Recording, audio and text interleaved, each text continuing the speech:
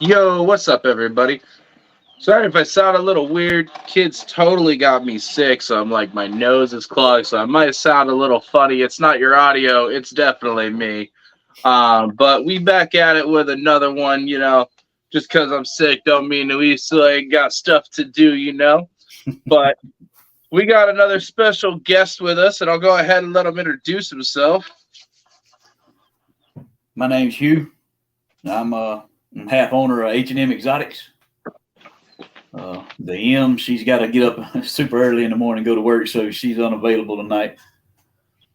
So It's all good. I appreciate stuck you with guys the jumping on. H.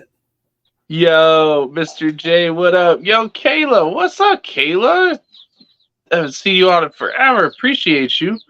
Yeah, I said follow. Right on. Well, we'll just jump on into it. I feel bad that I didn't know she had to work super earlier. I would have like totally rescheduled for you. When they have people quit, they have people get fired, they have people drop out, and it's random. She's a general manager of Advanced Auto Parts store. Oh, nice. So she's got to go whenever somebody's got to cover stuff, she's got to go. So. Oh, gotcha. So what I'm hearing is, if I need something for my car, you're the guy that called. No. Well, you never can tell. Sometimes it pays off. Yeah. Yeah, my boss uses me all the time. That's awesome. So what all do you guys work with over there? We got random stuff. I mean, just random. I've got a Colombian blue-eyed Lucy rainbow boa. That was the first one that got me started back in the reptiles again after I got out for a decade. And we successfully bred our first litter of boas this past season. Of course, we got ball pythons. We got tegu. You piqued my interest in tegus. Yeah, we got a black and white head albino male, and I got a red anery female that's growing up. Nice. But unfortunately, here in Georgia now, I can't breed them. I can have them, but I can't breed them, and I've got to have them microchipped or tagged before December 3rd of this year, or I'm facing anywhere from $500 to $2,500 fine per animal. That is insane. See, tegus are like my pet project with that because like I have 42 tegus, not including the holdbacks that I'm raising up and everything else. And I've got reds, blues, black and whites, and it's insane, how fast everything took off from when Florida ended up banning tegus and going through their whole crap mess over there. It was insane how fast all the other states really started like bandwagoning onto it. Yep. South Carolina banned the tegus before Georgia did. Yep. It's snowballs, man. It's ridiculous. Like my Burmese, I'm gonna have it microchipped, and I can't breed Burms. I can't sell anymore. I can sell them interstate right now. If I had babies, I could sell them in-state, but I couldn't cross state lines with them until December 3rd. It's a nightmare. I know, that's insane. I apologize for the chickens. That one's got to eat, and so they have chickens. Well, shut up. Hey, we starting our chickens up for the tegus and such. Oh yeah, well that's another reason I got them is mine should be waking up any time now. It's still super cold here in Arizona, so everybody's still like down in brumation. So this is like one of the longest I think that they've stayed asleep. Most times mine are all the way up by now. But they're by the window / AC unit, so they still get the constant cold from what's outside. Yeah. So what is your favorite species that you work with? At this point, it's got to be the balls. I mean, that's the majority of what I work with that actually breed right now. I plan on finding me a male from a female Colombian. I want to make, produce my own litter of blue-eyed Lucy, Colombian rainbow boat. Message me after this because I might be able to help with that on a pretty lower end cost-wise to you. That'll Try work. to help you out. That'll work. I've looked at the local shows, and the only place I've actually seen one was in Daytona last year. The local shows around here, everybody's got Brazilians out the wazoo, but the Colombians that are even hit for the leucistic, nobody's got them. Yeah, there's some blue eyes and black eyes that are available to me right now that I was thinking about getting shipped in, and I didn't do it. But if you need one, need a male specifically, I know there was at least 3 of them. Yeah, that's the only thing I need is a male. I got the female. Yeah. Matter of fact, she's old enough to go now. She's 5 years old. Nice. So yo, shout out Big D. What's up, bro? Appreciate Derek's you. In the house. Derek always popping in, showing love, man. Derek's a big help with my channel. That man's on the ball. He's on the ball with Antoine's crap going on. Yeah, they took his account. They're not, dude. I lost mine too. About a week ago. Yeah, because my last interview, or one of my last interviews, was like a super pain to try to deal with because I couldn't get a hold of her. I had to use my wife's account to get a hold of the people that I was trying to do the interview with, because they took my account for like a little over 24 hours, and I had to email Instagram on top of appealing it, and then I had to go back and forth with Instagram for like, I don't know, at least 6-7 emails, and then they finally gave me my account back. It was insane.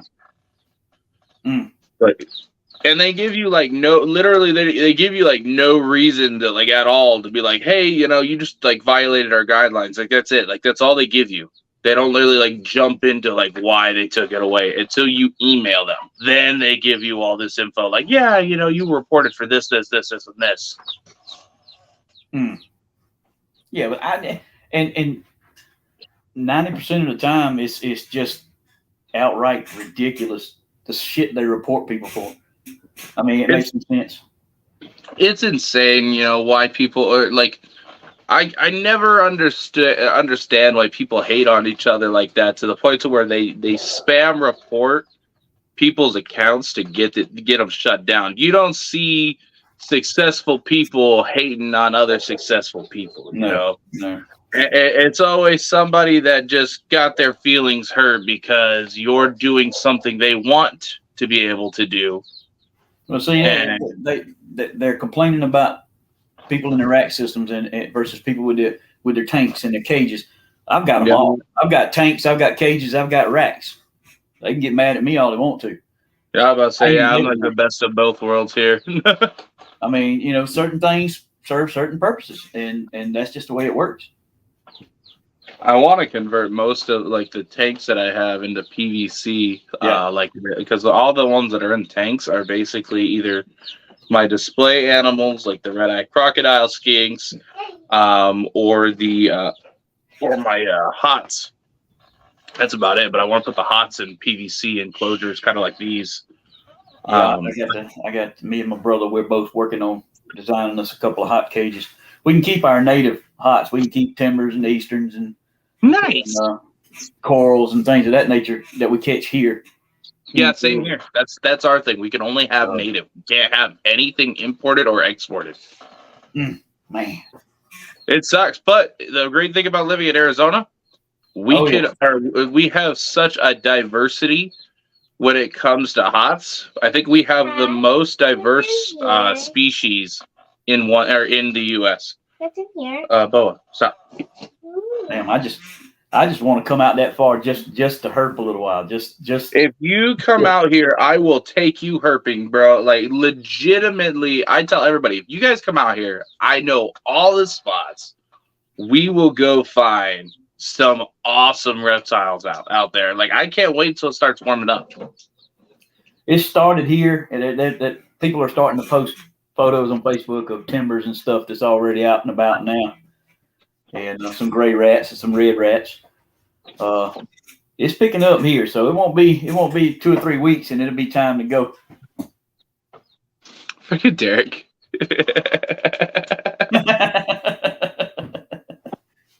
Hey, look, if it's heaven on earth, you might as well take a little bit with you, right? Right. So how did you get into the hobby? Years ago, when I was a kid, my uncle he liked to partake in the alcohol a little bit. So whenever we was riding the roads and whatnot, he'd stop and catch snakes in the middle of the damn road, just catch them. And us kids in the back of the truck, he'd toss the king snake, the rat snake over in the bed of the truck with the rest of us kids. And it was either you deal with it or don't deal with it. And 9 times out of 10, we just had to deal with it. So, yeah, I imagine, I don't know, 7, 8, 9 years old, we were chasing king snakes and green snakes and just whatever we could catch. Box turtles, didn't matter. Red ear sliders. I made the one mistake when I was a kid because wild around here. I think Arizona has like always been like, since I was a kid, overrun with like red ear sliders. And I remember getting into a pond once to retrieve my hook because I don't know, it was one of these lures that I had. I was fishing. I was like, you know what? I'm gonna get it back. Totally wasn't worth it. I had like 6 red ear sliders trying to eat my freaking legs and bite my toes. Yeah, it was a horrible decision. Still got my lure though. I was determined. I'm already getting bit. Might as well. You can't be a fisherman if you're scared to go get your hook. Right? That's why my wife, or I have like 3 tackle boxes when we go fishing. There's my 2 tackle boxes, one full of like tackle, line, everything else. There's my lures, and then there's my wife's tackle box. She's not allowed to touch the middle one. She knows this because she will lose everything. Not my wife. My wife, she'll outfish my ass if I ain't careful. See, I wish mine was like that, but she shows me where not to throw my line. She gets snagged on everything. Like somehow she found a metal cable once. I don't know how, but she found a metal cable around this dock area and completely showed me where not to throw my line. I think she lost like 6 hooks in just that one area. Gotta love the wife. Oh yeah. Life So would be without them. What was your first reptile? My first was an Indonesian garter snake. Ooh, I think that is a first for the channel. A little fish eater. Little fish. I like garter snakes. Little fish eaters. They're pretty cool. I think my favorite one though is the San Francisco. Those look super cool. With like the little reds and blues and oh yeah. See, that was before Georgia changed all their rules. We could have the daggum thing, but now we can't have garter snakes at all that I know of. What? Man, you're as liable to get as bad as Florida. Because we got that's what happens when the governor appoints a board of bureaucrats that nobody has to elect, that they don't have to answer to anybody but the governor. You kind of shit out of luck. Pardon my French. I don't know what rating you're. No, you're good. But, definitely good. Don't worry about it. I don't know. It's Florida done bent the rest of the states over and spanking their ass, and they're just following suit. I mean, there's. Yep. I'm surprised Arizona hasn't tried to jump on the bandwagon yet. Like tegus aren't a problem here. The problem we have here is sulcatas. They thrive out here to the point to where breeding them is as easy as just walking outside and walking back inside.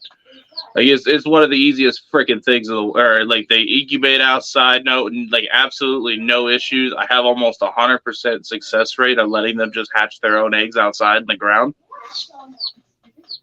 Like it's nuts.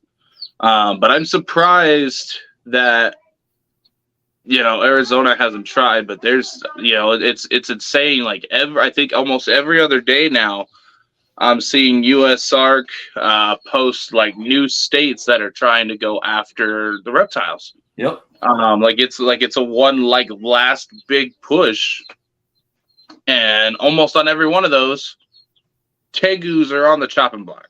Yep. Like and this year, I don't even know if I want to breed tegu. It's the water monitors, the tegu. And thanks to Florida, the Burmese and the rocks, the mata turtles, all sorts of shelled animals. See, and it's the same. Like, everything you listed is everything that I'm trying to breed. Like the matas, I've got captive bred babies literally right to my left that we produced out of our pond. And then, right behind me is a 5-foot Asian water monitor that I want to breed. And then out in the other room, there's 42 tegus that I'm like, I want to wake up and I want them to breed and have awesome babies. Because like I'm over here trying to make the tribrid, which is the blue, the red, and the black and white. Mm-hmm. We've already got the recipe for that. This year we would be making tribrids, high white reds, blue albinos.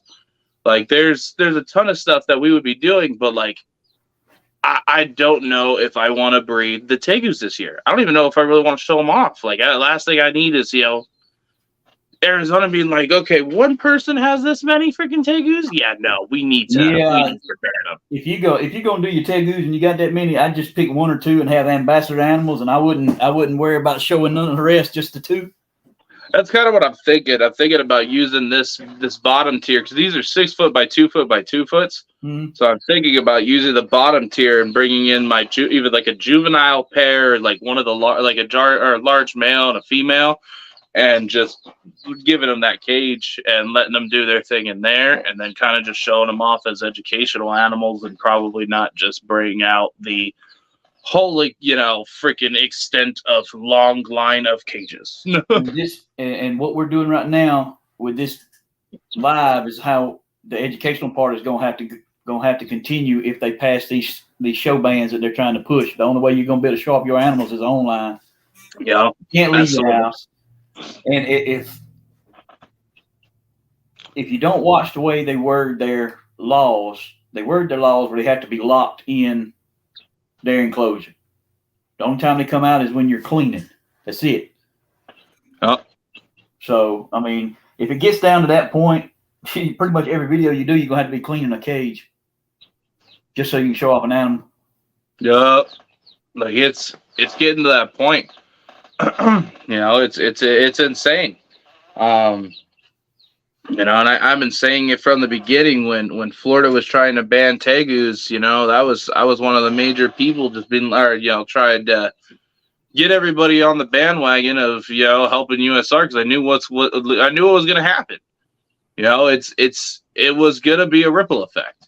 Yep. I think Kayla was probably one of the biggest people to move to get people on to help with Florida. With the green wave. Yep.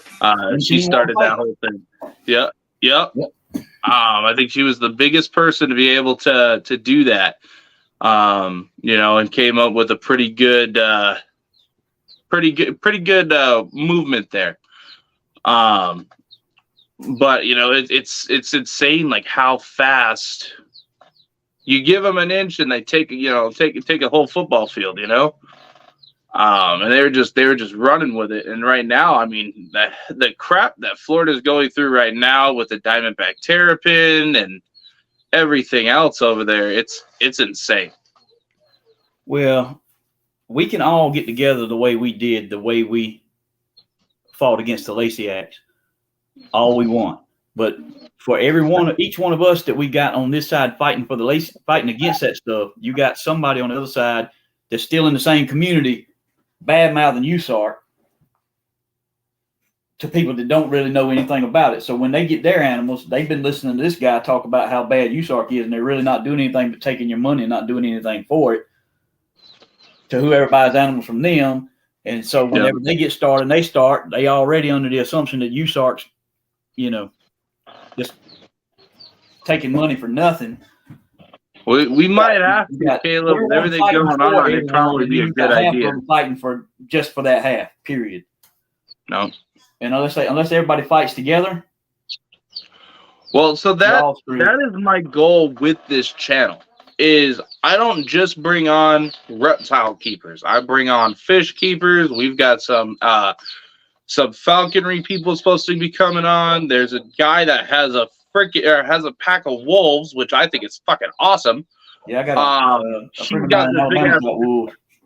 he's got a whole bunch of wolves, so he's supposed to be coming on. And then as well as somebody with some big cats. So my thing is I'm trying to bring the exotic animal community together, because at the end of the day, that's all we are. We're not just reptile people. We are exotic animal keepers. Yeah. And if we can get the bird people together, we can get the big cats, everybody on the same page. We have so much more people to help fight these crazy ass laws. More people to back USARC, more people to spread the word, because at the end of the day, it's not just reptiles on the chopping block. Nope. Like with the Lacey Act, it was mammals, it was birds, fish, reptiles, it was everything. So to be able to, bring everybody together is my goal, trying to bring more communities closer together to where we can be like, hey, this is what's going on with USARC. This is what's happening now in this state, this state, this state. It may not affect you yet, but it's most likely going to at some point, because it's a ripple effect. What happens there doesn't just stay there. Well, it all goes back to the laws that Bill Clinton signed about anything that is not domesticated: cat, dog, pig, cow, horse, sheep. Yep. So, he started and gave them the platform that they've worked on since he signed that law. And everything has been based off of that original beginning. So anything worded, anything other than domestic is exotic. What we have is captive bred, that not what's imported, not bringing anything else in. If they cut out all imports off of what's already here now, that people are already breeding in captivity, other than missing maybe some genetic new genes, new something coming out of the imports, you still got the same trade. You still got the same chance. You still got the same shot to continue doing what you're doing. But the way they got that stuff worded is it's too easy just to add until they're just all we can have is cats and dogs. Yeah, and I mean, if Florida has their way, that's basically what they want. Especially after this last hearing, they basically stated that they want to seize or want everybody to stop, like the exotic pet stores, everything. They want to shut everything down. Yep. Full stop. And if that craziness goes through, I can only imagine what the other states are going to try to copy from that. Like that is going to be the biggest. I think that is going to be the biggest hit economy-wise if they actually go through and start shutting down pet stores. Yeah, they start shutting down. Well, see, that's the thing. Amongst all of us that get on social media, and that's all we deal with is our reptiles and other reptile people, the pet owners don't necessarily get involved with the things that we do. They don't see everything we do. They don't see everything that we put out. They don't know about what they need to know about.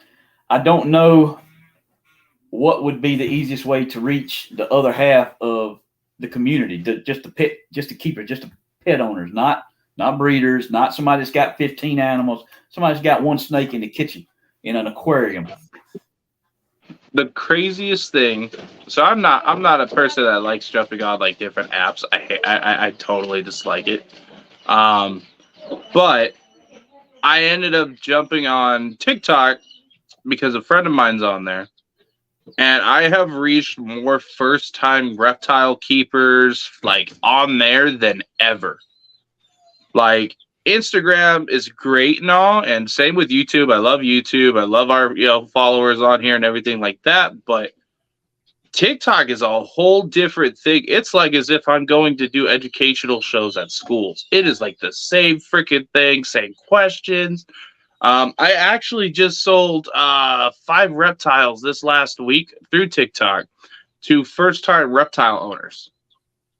And I thought that was really freaking cool. And like, even like today, like earlier today, I've been helping them all out with the different, like, hey, make sure you know what you're doing on this aspect. Make sure you get the correct lighting from here.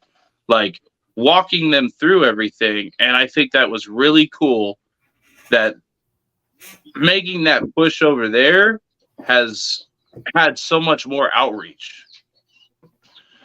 So I feel like I got to start jumping on the bandwagons a little more of, pushing on the different platforms, because I'm not a big fan of TikTok whatsoever, but at the end of the day, it's actually been pretty good to me. Yeah, I've got my TikTok. I post some stuff on TikTok. I usually cross post TikTok and Instagram. Facebook, I got my business page on Facebook and I got my personal page on Facebook, but I try to stay off of that shit. That's my thing. Facebook's in all honesty, Facebook's dead or just toxic as hell. Like I'll post on there because I can post on Facebook and Instagram and schedule out my posts at the same time. So that's the only reason that I even stay consistent on Facebook. Yep. But for the most part, like I stay out of it. Like I don't go. I have my personal page on there. I've got my business page, but like that's about it. Like the only thing that ever goes on my personal page is if I find some funny ass memes and I share it on there. That's about it. And then the reptile page, it's whatever you see on my Instagram is basically on my Facebook page. Yeah. I have people on Facebook that don't deal with Instagram, so I sometimes I have to go in and swap out and just put certain things on Facebook. But yeah, majority of my time is on TikTok and Instagram. Trevor, what up? Yeah, no, we're the same way. I actually took a step back from Instagram. There was like so much drama these past I don't know, month and a half, 2 months. It was insane. So I was like, you know what? I'm gonna let Instagram die down a little bit, and I'm gonna go jump on TikTok. And we were only over there for I don't know, I was posting for about 2-3 weeks, and we hit our first 1,000 followers. So I jumped on, or it gave you that a live access. So I was like, okay. Yep, I just got mine. Did you really? Yep. Nice. So you grow so much faster doing lives, because we went from 1,000 and then our first live we ended with 5,000 followers, and then after that one and we jumped up to 8,000, and then after that one now we're at 11.1 thousand. Jesus. Oh yeah, dude, we were friggin' flying, and then I didn't realize how sensitive TikTok is, so it is very sensitive. You have to watch what you say a lot. Because actually they banned me for a week on live, so my ban is up tomorrow. But I totally got in trouble. TikTok didn't like the way I was talking, and so I got banned. It sucked. Well, I'm a former EMS firefighter and did commercial and residential construction for 25 years. So I have to be on my P's and Q's. If I got to watch my language, I can't think about anything else. I have to keep it in the back of my head.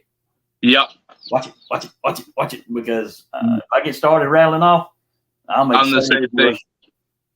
I did construction for years. I actually stopped doing construction to do this full time. Because I was a demolition guy. I was a foreman, so I had my own crew and everything. And yeah, no. Now I'm like I'm used to being able to say whatever the hell I want. And yeah, TikTok don't like freedom of speech. Well, it is a wait. If you ask everybody on Instagram, TikTok is a Chinese spy program. Yeah. So they probably don't like free speech too much. Yo, it's what's funny is so my one of our sponsors, Fry's Critters. Here we'll solo you out so everybody can see the shirt. Kayla says she loves your shirt. I like it. British Reptile Nation. Look, you got the back and everything. That's awesome.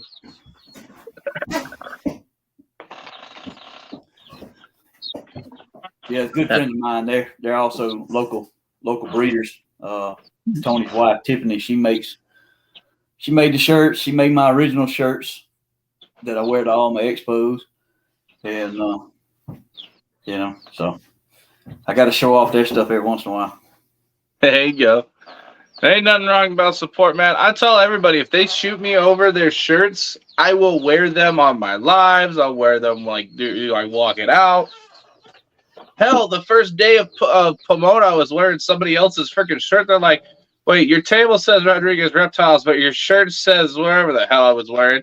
And I was like, yeah, that's the homie, support the homie. Like, I totally meant to grab my shirt, and I threw on somebody else's shirt, but I just showed up to this expo anyway. Like, the hell with it, Yeah, I mean, I wore Hardwired Exotics T-shirt to the expo. Dreamweaver Reptiles.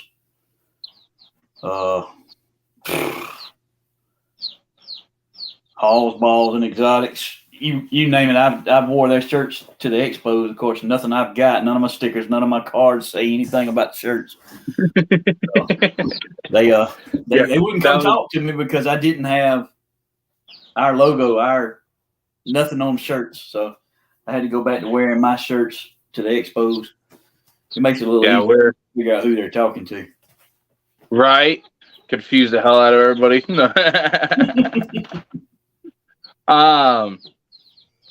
So what is your favorite? Oh, I think I already asked you what's your favorite species. Like out of everything you keep, what is your favorite species to keep?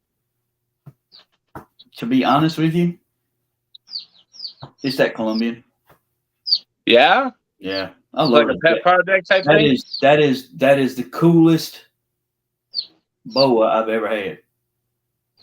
She's about 5 feet long. She's 5 years old. Eats like a champ. Never struck. Not even as a tiny baby. Never struck. So she has been my calmest and coolest animal that I've raised up from a baby. That's awesome. So yeah, I can't pick another one over that one. Now my wife's Colombian red tail. Now she's a little bit awesome too. So she's 7.5 feet. Nice. And she gave us 23 babies July 4th. Nice. Summer. And the patriotic babies right there. Yeah, but the thing was, the dad was a jungle and the mama was a normal. But that's not what they had. Oh. Mm-mm. They had VPI albino babies. What? Jungle VPI albino babies. That's fucking awesome. So, come to find out, the dad and the mom were both hit VPI albino. So we ended up with seven of the babies came out visual. You hold them back? No. Mm-mm. What? Look, I've got so many animals.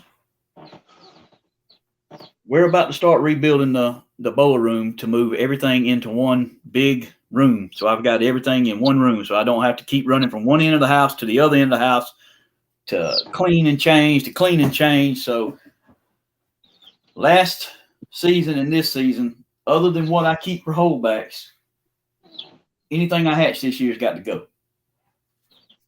And I'm not breeding. Makes sense. I'm not breeding next season because between what we've got to do and getting everybody moved and getting new racks set up, getting the cages set up, I'm not going to bother even cranking the incubator up after this season's over with. That'll give me time to get my holdback from last year up and ready to go. And whatever I hold back this year will be getting pretty close. So we'll skip a season. Give all my girls in the season off and see where this downturn in the market goes next year. Right. Right now we're then I don't have to worry about the market being low. we're trying to do something similar. I'm kind of picking and choosing who we're actually breeding this year. And so far we started cutting so we got 2 Hurricane Mojave yellow belly spider females out of this group. Only one that came out with all the genetics. Actually, the only ones that actually really took the hurricane besides the normal hurricanes. And instead of keeping both females, I'm only keeping one. So I've got the other one listed. But if she doesn't sell, I already told my wife I'm probably going to keep it. Like, I'm not going to be mad if she doesn't move. You want to see a cool little holdback I got from last year? Let's see what you got. Oh, shit. Don't you hate that when you want to show something off and they just happen to be in shed? Oh, she's still bright, but she's in shed. Ooh. It's hard to tell with the shed. She's got that hypo look, but she is super bright yellow. Her head is washed out white. That is cool. She is super pastel, pinstripe fire, het VPI Exotics. Nice. I just did speaking of VPI Exotic, I just had probably one of the luckiest pickups I have ever had in a long time. I just picked up 3 big normal females, and one of them is actually a Volta. Oh, wow. All of them are over 3,000 grams. The Volta is sitting at a comfy 5,000 grams. She is thick. It's a big freaking girl. And then we ended up getting an Exanthic female, VPI Exanthic, that is 1,500 grams. A lesser female, proven, and she's sitting at 1,700 grams. And then we got this pretty cool male. Let's see, what was he again? Where is he? I think he looks freaking dope. For the basic genetics that he is, I think he looks cool. Let's see, where is he? Example. Pastel Fire Pinstripe Leopard. Oh, wow. And I'm kind of, when you hear the genetics in this, I did not picture this snake. Was not picturing this. Wow. Okay. Picked all of those up. Dude was trying to just get out of what he had. Yeah. Picked all of them up for $350. Wow. The whole group, $350. So I'm excited to start putting him to a couple females, and I think I'm actually going to put him to the VPI Exantic. Now I know he's not het, so I won't get any visuals, but still be pretty cool to make a copy of him with the VPI or het VPI and try to breed it back sometime. Look at that thing. Ooh. Yeah. And this is one of the it's the simplest thing, one of the simplest things I got in here. Now what is that? She's gorgeous. She gave me my very first clutch 3 years ago. Pastel lesser pinstripe. That's a beauty right there. And then the dinosaur came to say, "What's up? What's up, Dino?" I love that thing. Dude, she cracks me up. This one's a freaking character. I want to call her Picasso because she over here making art on my arm with her crazy freaking nails. I've trimmed them like 4 times too. Karen, can you not?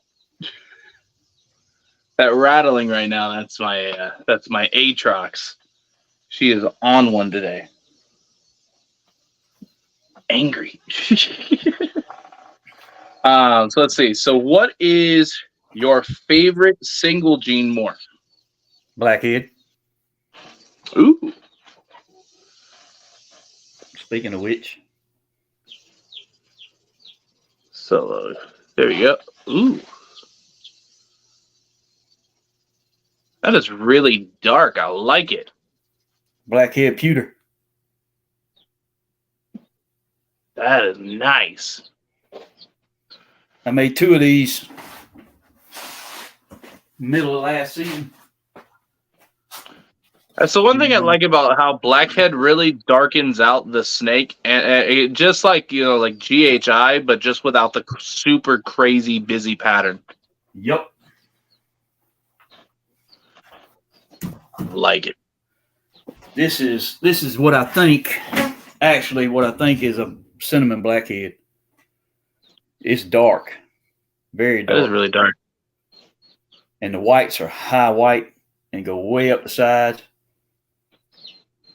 Is that heifer pied? Nope. Not supposed to be. Such a super vibrant belly. Yep. With that super white belly, that blackhead. This is a sibling to that last little one that I took out. And they're both females. So you can see which one eats better. This girl's everybody. All right, the chat's giving you crap about your ring, or without not having a ring light. Rando, they were saying they're gonna get you a ring light. Got a ring light. It's on now.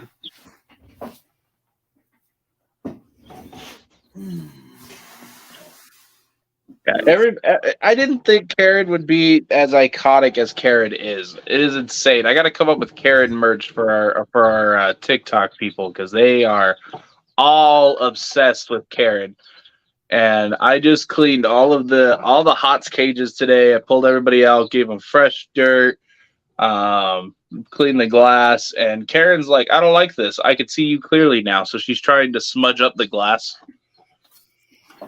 I give up trying to keep the glass clean on the boa enclosures and the burn because as soon as you clean it, they're going to go in the corner and shit and crawl through and just crawl along the glass. And then you're just going to have a wave of shit going across the front of your cage. Every freaking time I clean the glass, she up there smudging the shit out of it. And then this one, I keep cleaning the glass. Yeah, I see you hiding back there. She's right there just staring at me. Every time I clean the glass, she goes and gets in her water, gets out of the water, and then gets her, like all the dirt caked on her. And then she makes sure to get up here and wipe it all up here and all on the back and all over the place. Like, no matter how much I clean, she just makes it look like makes me out to look like a liar. Like, I had the whole cage looking fantastic before I jumped on TikTok. Midway through the live, it looked back like this. I can deep clean everything I've got. And by the time I finish one side of the ballroom and get around to the other side, I can hear them going on. I can hear them messing up the tubs on the other side of the room. Yeah, you gotta love reptiles. That's just like with bearded dragons, you leave water dishes in there. They're gonna take a couple sips of the water, but when you walk away, they go poop in it. Mm-hmm. Tegu will too. Oh yeah. Oh, don't even get me started on the tegus. I've got one who is literally notorious for it. Will only poop in the water dish. Like so when I start cleaning cages, because I use the concrete mixing tubs for water dishes outside, and she will wait until I fill it up, They'll all start drinking. And then while everybody's still drinking, she will get right up in the water and just let loose. It's a straight open the floodgates. It is insane. What you got? Oh, this thing here. I like how you like softball it in. Like, oh, this thing? Nah, just all pretty as hell. What is that? That is a banana pastel calico. Inchy calico possible orange dream. Nice. I would definitely say that's got some orange dream in it. This thing it's the colors are amazing. You should send that to me. Yeah, no, sorry, no can do. This was one of those VPI. Oh, was it? Boas. Yeah. That come from one of them. And this is the other one. Check this thing out. That ringer. Oh, that is cool. What is that? A Leo double hit clown pie. Huh. I like the side pattern on that one. Towards the back end of the tail, like the blotching looks like what are those cards that they're like, what do you see? They're all splattered and everything. Like that's what that looks like to me.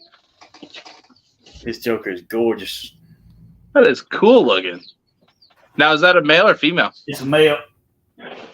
I got males out the yin yang, man. Oh yeah, I know the feeling. That's I got a ton of males that I'm letting go. This whole rack that's behind you is literally full of either bananas or candinos or just about anything in between them that are all looking to ship because they're all males. I got a pile of candinos. I don't need that many males. Pile of candinos, pile of banana, inchy HRA stuff. Ooh, okay. I might be interested in that because I like HRA. Though, do not get me started on a rant on HRA because whoever named them, I hate that person with a frickin' passion because how are you going to call it het red xanthic when there is no het form? It either is or HRA, which is basically the red xanthic, and then the super form is the red xanthic, but it's frickin' super red xanthic. It doesn't make any sense. I don't know how they come up with that name. I have no idea. It's like pastel. It either is or it isn't. And then you got your basic pastel, which is your HRA. And then if you got a super pastel, there is your actual red xanthic. Well, I'm gonna find out. That's it is the same. It is insane. What kind of pie do you got? What kind of pie do you got? Calico. Ooh. Yep. That's a nice looking pie too. Mm-hmm. So you work with a pretty good diversity of morphs over there, yeah? Yeah, I got Desert Ghost, I got Clown, VPI, Albino, Candy. I got Candy. Now I got Wookie, Black Pastel. I got a wide range of everything. I remember when Wookie was like. I got a Voodoo coming, and Voodoo, yeah, and a double hit Ultra Male Sunset male coming. I like Sunset, but the only thing that kills it for me is they brown out super bad when they get to like an adult. I don't think the Ultra Male do that. I don't think I've actually seen a Sunset Ultra Male. They got one. I've seen one. I don't think it's going to brown out what everybody thinks is going to brown out. The butter lesser Sunset, gorgeous. I don't like Sunset. I was one of the biggest naysayers on Sunset in this little crew that we got around here. But the more I see and the more I see what other people are doing with it, I see things that should be done with it that I haven't seen done yet that I want to do. I don't want to make the normal Everybody wants to do Desert Ghost Sunset, Clown Sunset, that sort of thing. I'd rather drop back and put some just stack stuff on it, like OD Inchy Okay. and Sunset, or OD Leopard and Sunset. Stack it a different way. I'm seeing a trend with the OD. Yeah, I got Inchy OD girl in here going in her what I hope is her prelay shed now, and she was paired to my lavender albino male. So maybe I'll get some Inchy OD hit labs out of that. At least one female anyway. I need to add more Orange Dream to my collection. I sold a couple of my ODs. I had to retire my male, and one of the females I had ended up, getting egg bound on me. So I'm not where I used to be with OD, and I kind of miss it in a lot of the genetics that I have. And there's quite a few things that I would have loved putting into it. The more I see the high intensity OD and the super OD stuff, it's like leopard and blackhead. I want to stick that shit in everything. Right? Like for me personally, let's see, hold on.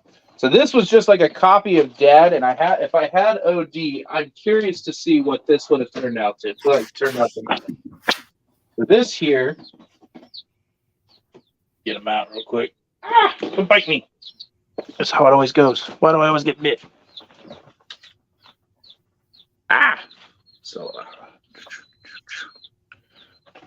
So this one is just nothing super crazy, just a banana cinnamon champagne. That's where the pied look came from. I was going to ask you if it had champagne in it. Yeah. And I was like, man, could you imagine throwing OD into that? If that would either make it look way more bright, or if it would brighten up just the sides a little bit, because it's got a lot of purples coming through there. It'd probably define your stripes, the stripe you got down the back, and brighten up your sides and brighten up the edges of the pattern on the champagne pied spots. And that's what I was thinking, right here, all that coming through on the sides here. Yeah. I think it would have really defined it, and I think it would have completed, because this is basically just a copy and paste of what Dad is. Because Dad is exactly what this is. Because Mom was just a normal, but I was like, man, if I just threw this into orange OD, if I threw it into some Enchi, just extra stuff like that, I think it would have made this a lot cooler. Though he does look a little bit better than Dad, though. Not gonna lie, this one looks a little better than Dad. But I ended up producing 3 of them, and I kept 2. So this one's on the chopping block. This one's this one's actually for sale. I kept too many. My wife started yelling at me. She's like, "You have more to keep than you do for sale." I was like, "Yeah."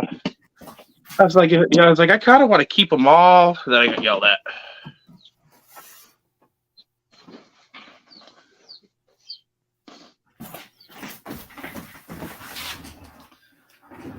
Show, guys. Have a good night. Night, Bailey. Appreciate you. Night, Bailey. Ooh. That dark enough for you? Yeah, that's pretty dark. I like that. I like the pattern on the side there. Not real big alien heads, but those are pretty cool. The dorsal is dotted up. There's no stripe till you get down to the tail end. Huh. Now what is that? Blackhead. I need to get on blackhead. Everybody's over here with blackhead and everything, and I'm like, I don't even think I have a single blackhead over here. Look, if you don't have blackhead in your collection, you're missing out. That's what I'm starting to notice. Everybody over here working with blackhead, and I'm just like, hey, what's that? Even the pastel stuff, man. I even like the pastel blackhead.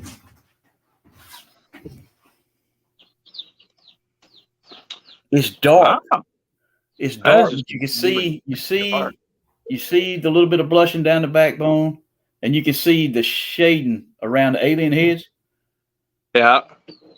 That that shadows look like somebody went around the alien heads with a black magic marker. That pattern's crazy. Huh. That is actually a really cool pattern. And there again, the dorsal. There's nothing there. That is actually really cool. Huh. And that snow white belly. Now the snow white belly, is that just from the blackhead? With what I produce, it's the blackhead. Nothing else is gonna have that belly out of these babies. That's actually pretty cool. I like that. Right, Kayla? I might have to move in on some blackhead. Well, this might make you even want some more. Blackhead calico would sound dope. I'll have to Google it. Oh, what is that? It almost looks like an 8-ball. That is a super blackhead leopard with a belly. That is Super cool. blackhead leopard, triple hit, possible triple hit, hypo lavender pie. You playing the long game over there. Look, I got more hit shit than you can count. Even the stuff I'm leaving is hit.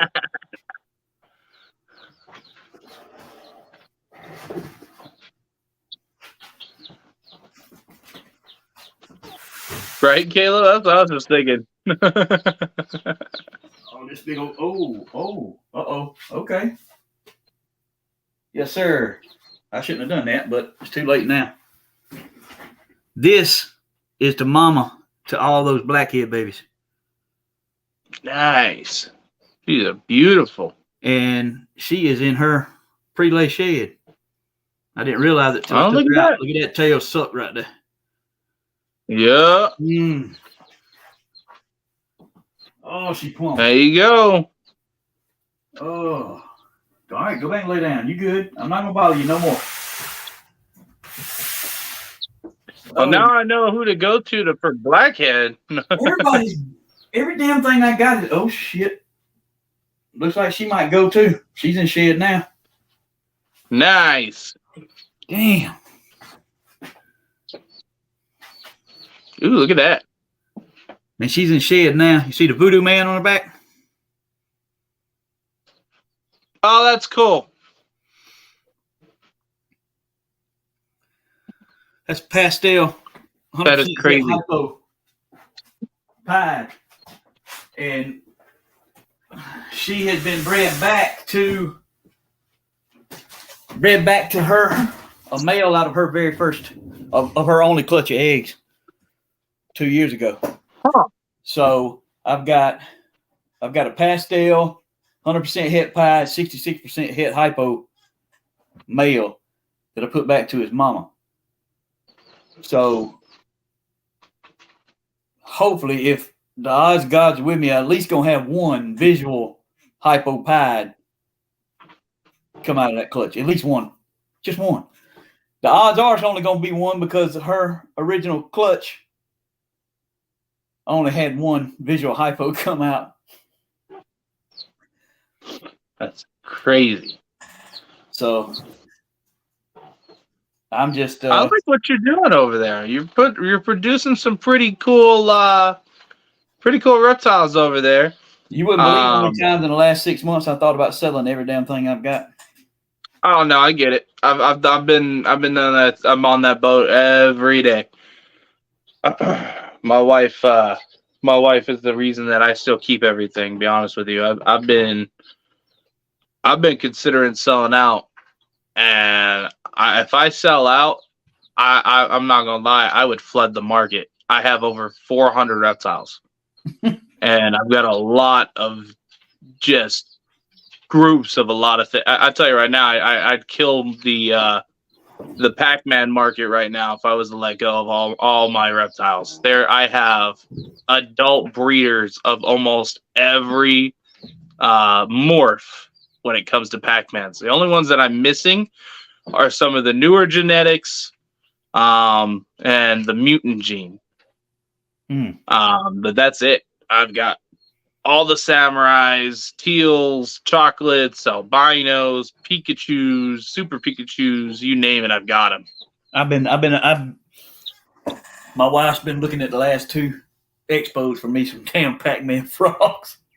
Dude, Pac-Man frogs are one of the easiest things to breed when you dial it in, and I'm telling you, they're 100% worth it.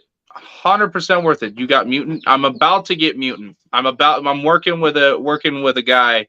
We're gonna trade a couple things, and he's got a adult female mutant that we're trying to trade back and forth for. Because I want that adult female, so I can just plug that in to say like my samurai blue male or something along that awesome line, and get some samurai blue mutants. Oh, that's gonna be insane. Yeah, That would I don't know if I would sell any of them. I don't even think I would sell any of the first babies. No, you establish you a nice little line of females and make you another round. Then you worry about. I would do a nice amount of females. Probably keep like a handful of males, and then because the males are going to be easier to raise up and breed faster than the females. And then I could just start plugging those males into multiple females and start, breeding that into the mutant part into all of my other genetics. Yeah, you need to get you a mutant Pac-Man. It'd be. I want one. They were stupid expensive. Like what was it? Like 2 years ago, I think I saw a samurai blue mutant selling for over 10,000 at one of the expos. And I looked at that thing and I was like, I have half of you, and I don't even think that counts to 5,000. What the hell? Like, I couldn't justify doing it. I could not. Like, I was like, I want to pull the trigger and I want this, but I can't justify spending $10,000 on that one frog when I have a lot of that frog, and I still wouldn't pay $10,000 for even all the ones that I got. But then again, I'm a cheapskate. I'm a cheap ass. That's, I can't say I'm a cheap ass, but it's got to be something that really just reaches up and smacks the piss out of me for me to really want to drop any kind of change on it.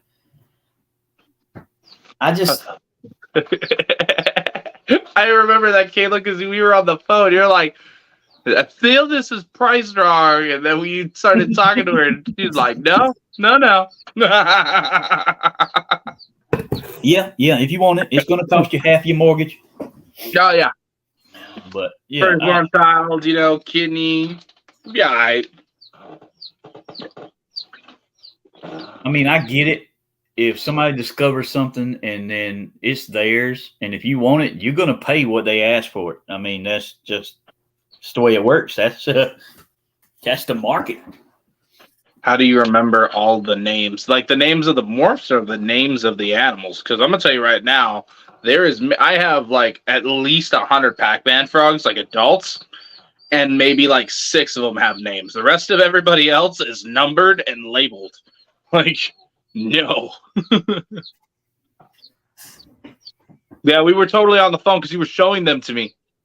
We were on the phone. You were showing them. I was like, "Oh, those are cool." And I was like, "I really want to work with that." And I was like, "I got that." And then you're like, wait a minute." Max is over here looking at. Yeah, I remember that whole car. That was freaking awesome.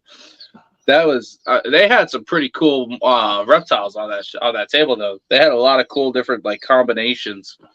But yeah, no, we've been on that boat for a while. With everything going on, my boy.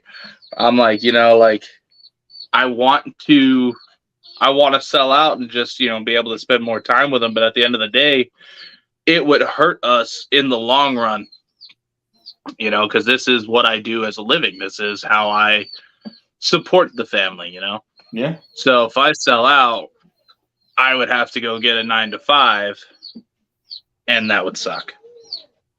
I mean, granted, I'm working 24 hours as it is, so I mean, it might be better, but no. Well, you got to figure. I work anywhere from 55 to 70 plus in a week, depending on how the jobs fall, and then you come in and you got 3 or 4 hours of watering and janitorial duties, and yeah, there's no time for peace, really. Like the man said, I'll sleep when I'm dead. Yeah.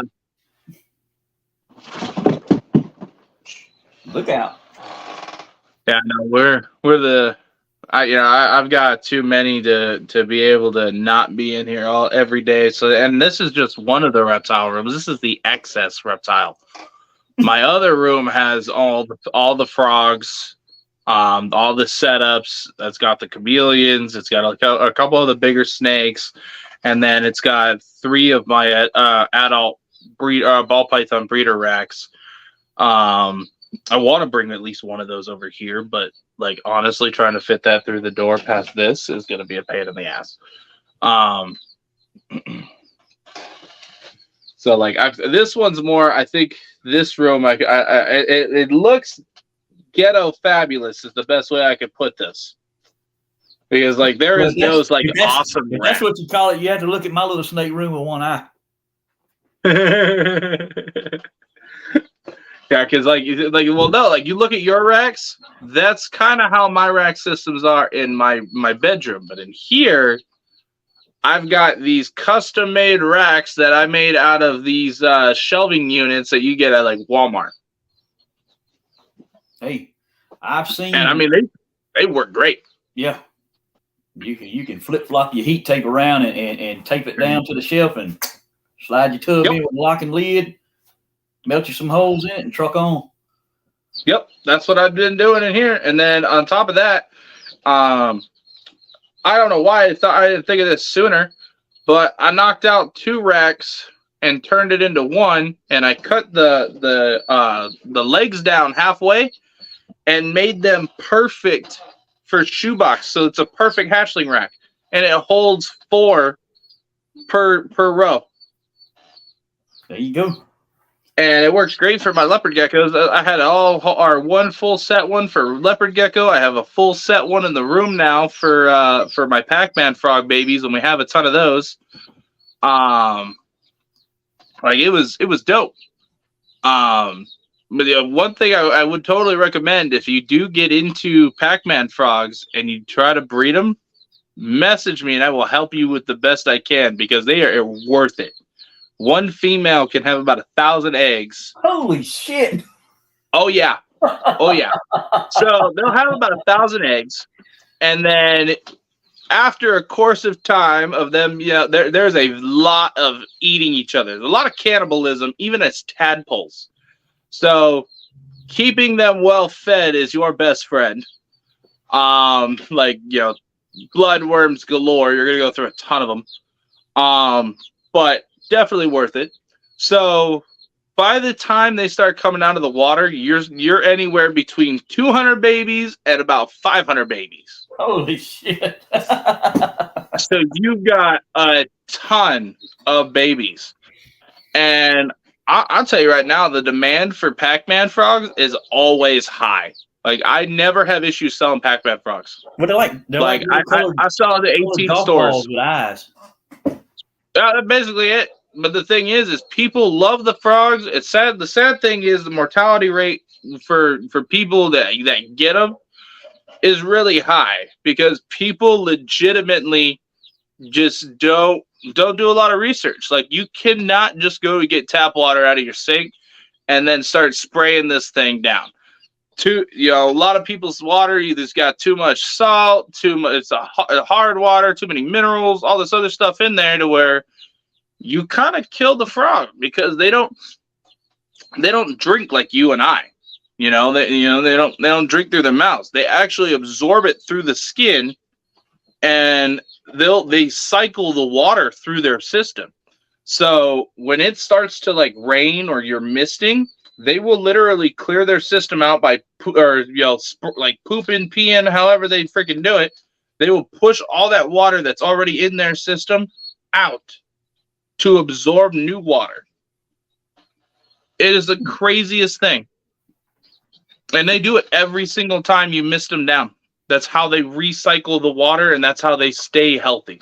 That's why, you can't just keep them in, You can get a good substrate like Premier peat moss or things like that. But if you put them in that and you leave them in that, the water that's in the substrate, if you hit it with like a black light, it'll turn. If it's turned green, that means you got a ton of bacteria, you've got a ton of issues in there, and that could actually get the frog sick. So a lot of people don't keep like cycling out the water, don't cycle out the substrate, and that's where a lot of people go wrong when they keep Pac-Man frogs. But if you could keep up on just switching out the bedding, misting it down every day, like they're golden. And you don't even have to mist them every day if you got the right set or substrate. That Premier peat moss, I use it on almost everything. I will soak that stuff, put it in the tub, leave it for a week, and that stuff will still be soaking wet to where I can grab it, squeeze it, and it will just drain out of my hand. This is what I got. I don't know what it is. Let me see. Hold on. I'm going to tell you about the organic sphagnum peat. Yeah, sphagnum peat moss. Yeah. So it's kind of the same. So I go to Lowe's or Home Depot. It is a 50-pound bag for between 12 and 50 bucks. And it's all natural, organic. It has absolutely no added like chemicals, no fertilizers, nothing. And I love the stuff. I've got a whole tub of it literally sitting right next to me because I just gave. That's what's in her cage, this cage, and all of the Hots cages. Like I use it for everything, basically everything. And it's good for planted tanks. It's good for all tons of stuff. So I stand by it 100%. I love this stuff because it's inexpensive and it holds humidity like no other. Because I live in Arizona, so it's super dry out here. I love it for our outdoor cages, like for like the tegus, the monitors. Spray that stuff down, throw it out there. We're 115 day. It's pretty hot, but in that soil. Nice and cool up in there. It's still got water, nice and cool in the shade. Like I'll see the tegus bury themselves in the dirt, and they're sitting nice and cool. And I'll hit them with the temp gun, and they're sitting at a perfect temp, looking amazing. Especially when it's like 125 outside. It's hot as hell. Oh yeah, Arizona tries to kill us. Arizona lives that life of like, yeah, you ever play the game Mario where the sun's trying to kill you? That's like Arizona in a nutshell. Well, I'm not gonna say anything about no temperatures and nothing like that. Y'all got y'all's high temperatures and we got our high humidity, so shit is shit. It don't matter where it's right. At. So here's a question for you. So if you could take any morph out of, say, ball pythons, corn snakes, boas, whatever, and add that morph into any species that doesn't have the morph, what would it be and why? ING. Oh. Now put it into what, though? Any damn thing I can make black. I mean, you see I got blackhead shit everywhere. I got leopard. I got dark stuff everywhere. Cinnamon. I like the dark genetics in the ball pythons. And if I can find something to make it even darker, I'll be all over it. I like how your ball pythons are super, dark, but then you look at the Colombian over there and the Colombian's a blue-eyed leucistic. I've got, well, I can't say I say we. My wife's got albino balls, got albino pinstripe. Girl gave us a clutch of eggs last year. I've got candy, lavender albino. I mean, I've got bright stuff, but that is insane. Kayla says we are going through a thunder and lightning snowstorm right now. And they are calling for 6 to 10 inches. Hell no, I'm not moving to Michigan. No, I'm a hard pass on that one. I'm a hard pass on that one. I hope you're doing okay, Kayla. I know, loud noises and stuff. So I hope you're doing okay. And yeah, that is no. Hell no. So like Arizona got snow. That was the first time in a while I saw snow on a cactus. Oh, it was fucking crazy. Texas goes through a damn ice storm and a snowstorm, and it shuts down 3/4 of the state. I mean, yeah, no, we don't have snow. I mean, we used to get a little bit, and as the years and decades went by, it went from snow to snow and sleet, 6 or 7 inches, and then we get ice and sleet, snow and ice, and then Kayla said everything we get is ice. It is legit lightning outside with snow falling. Kayla, you need to videotape this. You know how awesome that would be? We need a reel. We need a reel. That does sound. I would totally turn that into a reel. Yes, we need a reel. I would totally do that into a reel. Huh. Our Michigan be like, everybody's over here complaining about their winter. Michigan be like, hold my beer. We have high winds, scattered rain right now. Yeah, see, I should. You totally should. That would be cool as hell to see, like snow coming down, lightning across the sky. She needs to send Max out and let Max do it. She does all. Oh yeah, good point. Yeah, don't get sick. Max go do the reels. Take care of that baby. Don't get sick. Yeah, take care of the baby. Don't get sick. Yeah, and then yeah, my kids got me sick. So if I sound funny, it's not your phone, guys. It's all me. My nose is totally like plugged up, which works great. So that way, if I had to change Lucia's diaper, I ain't smelling nothing. Yeah, I understand about the stopped up. We've got the yellow snow of death going on down here right now. So yellow snow of death. What the hell? Never eat yellow snow. That's all I remember. Okay? This is not cold and this is not wet. This is bone ass dry. The pollen is so bad now it looks like a yellow snowstorm,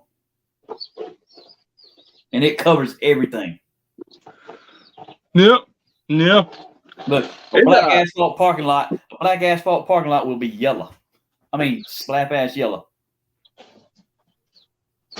Yeah. Good, my allergies hate me already. I was about to say, yeah, my allergies are already like, no. Pine pollen, no. Stay out of Georgia between middle February and 1st of May. I don't think Georgia would want me to go over there. They'd be mad as hell at me. I got too many reptiles they don't like. I can't go to Georgia. I can't go to Florida. I'm supposed to be going to Florida later this year, though. Me, the homie Gator Pool Gators, we're trying to get like a group of people to go out there to Florida, and then we're all gonna hang out. We're supposed to go see like Chandler and Tyler and go do a lot of herping out there. It's gonna be awesome. Hey, we seen Tyler at Daytona. Nice.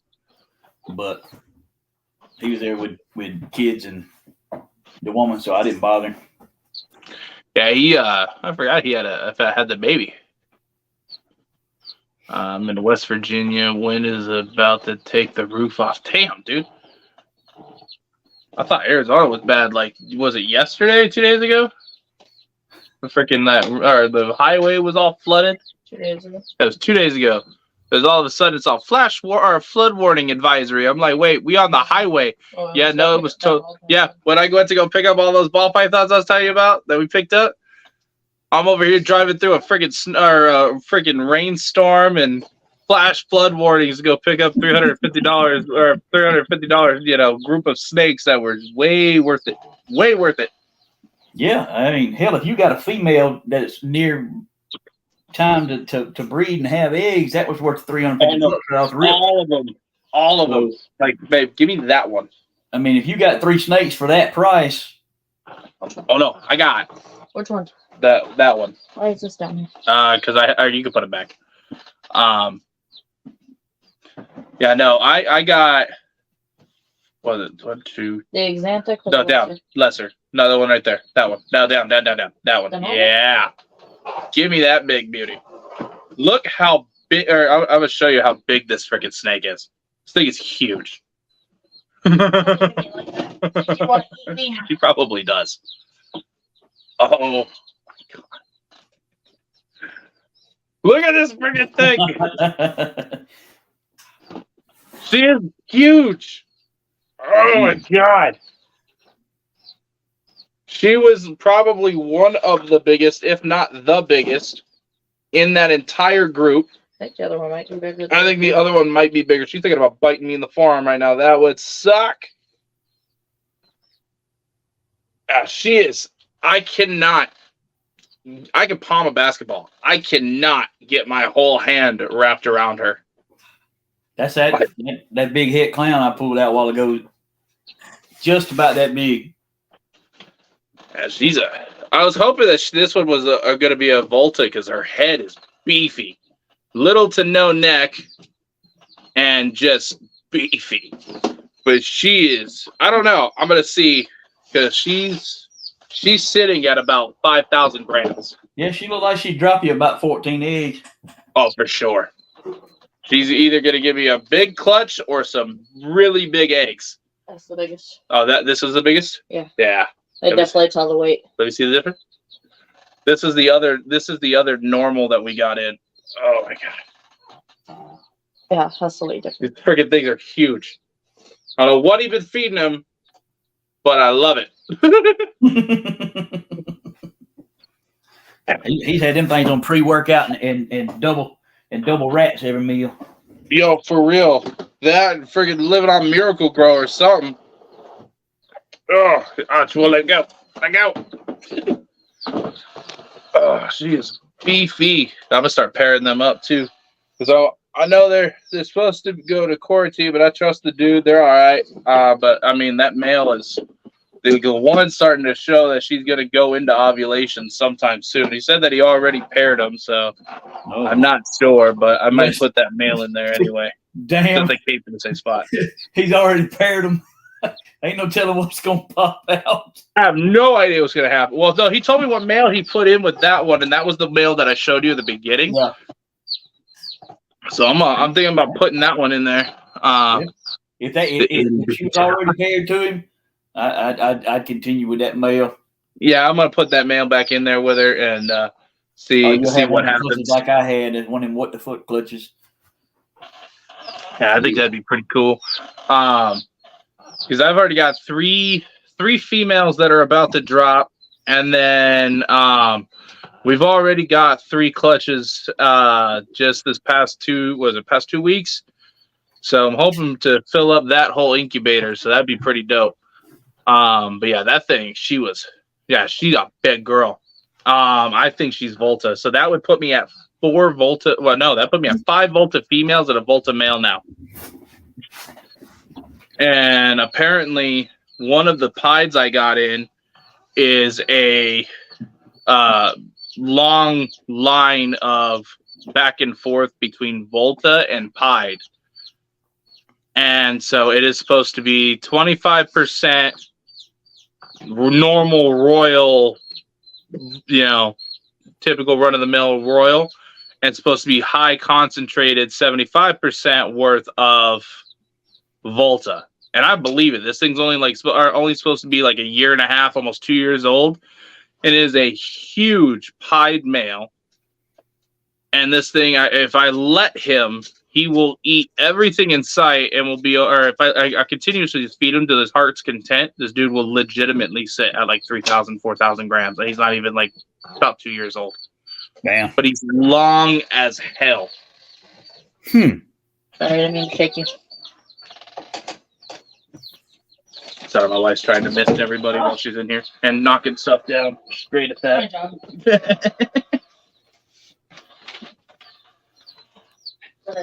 What you got in your hand? Ooh. What is that? You are beautiful. That is what I believe to be a banana inchy HRA pinstripe. Just take my money. Just take it. Oh, no. You wait till you see the next one. Uh-oh. Yeah. For a second, I felt like this was like a ShamWow commercial, but wait, there's more. Come here, girl.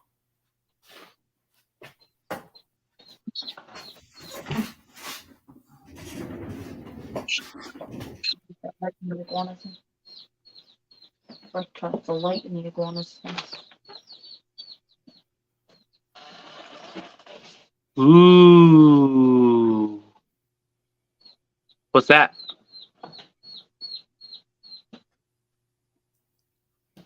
I think this is a pastel lesser pinstripe. HRA. I'll take them both. Take my money. Look at that pattern, though.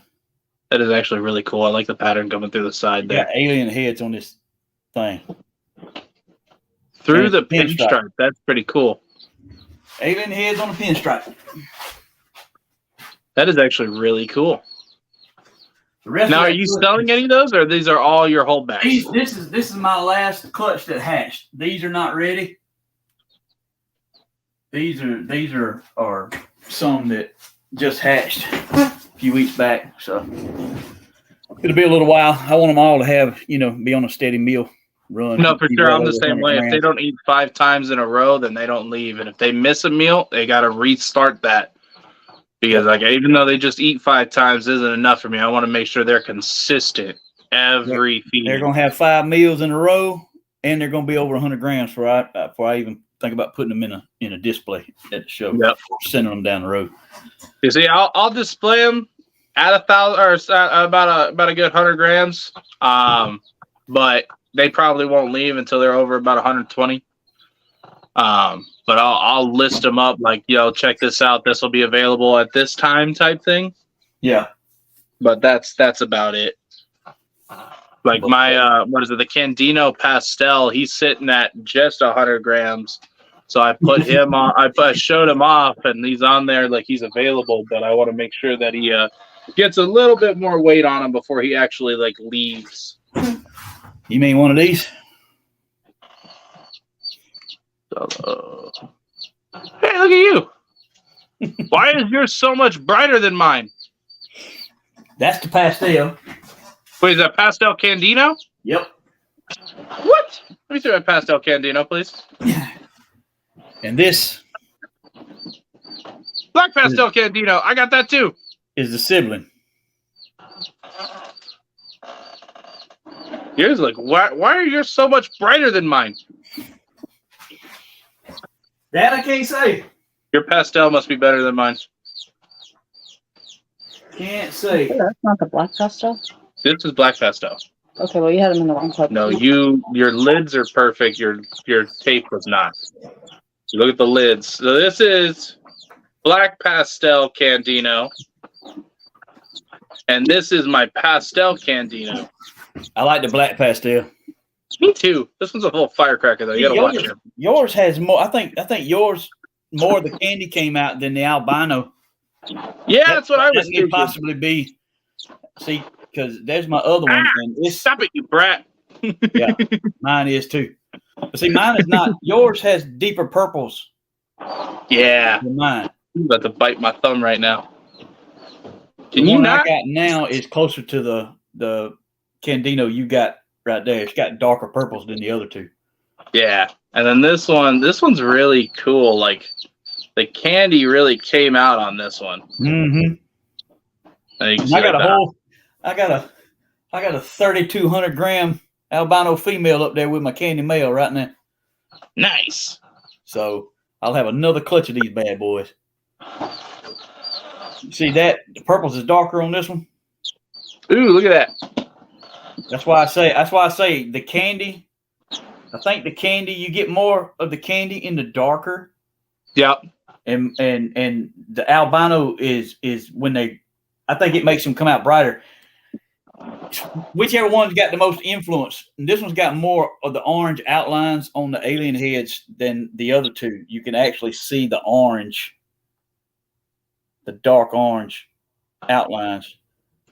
Ironic you pull that out when Eric shows up.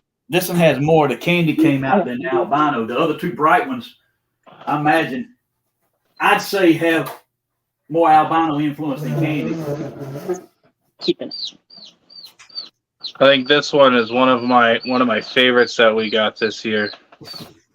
This is a Hurricane Mojave Yellow Belly Spider. Oh, that's cool. For the genetics that are in this thing, I thought it would have been a lot cooler, but I think the spider really like takes away the craziness of the hurricane. Yeah, but the way them alien heads are stitched together. Yeah. Cool. And then like on the neck, they're like super cool looking. Mm-hmm. Very clean. Yeah, very clean snake. And I like the it looks like a highway going down its back too.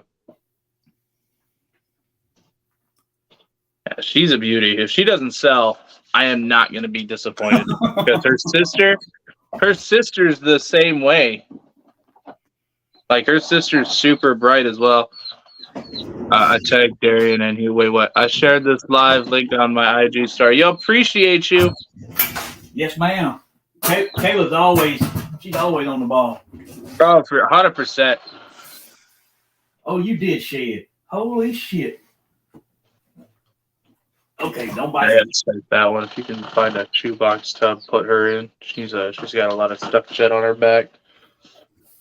Try to get some of that off. Fight me, calm down. It's okay. This girl just shed. Ooh, retic. Yep. Phantom Mochino. I love Moschino. I love the color that they have. This girl is gorgeous. This is the first retic ever had. Beautiful. Maybe the only one I ever have, but because the state of Georgia liable to get gung ho and ban them next. Okay, you may go on. That's the only thing that sucked. It's all right, Kayla. We all know. All you got to do is start posting baby pictures, like the ultrasound pictures and stuff, and you'll be golden. You'll be right back in your algorithm. Yeah. She'll be right back in the groove, and she'll never slow up like that.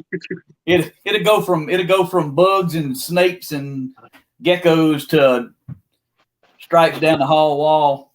Yep, 100%. Or the first time Max gives the baby an Oreo.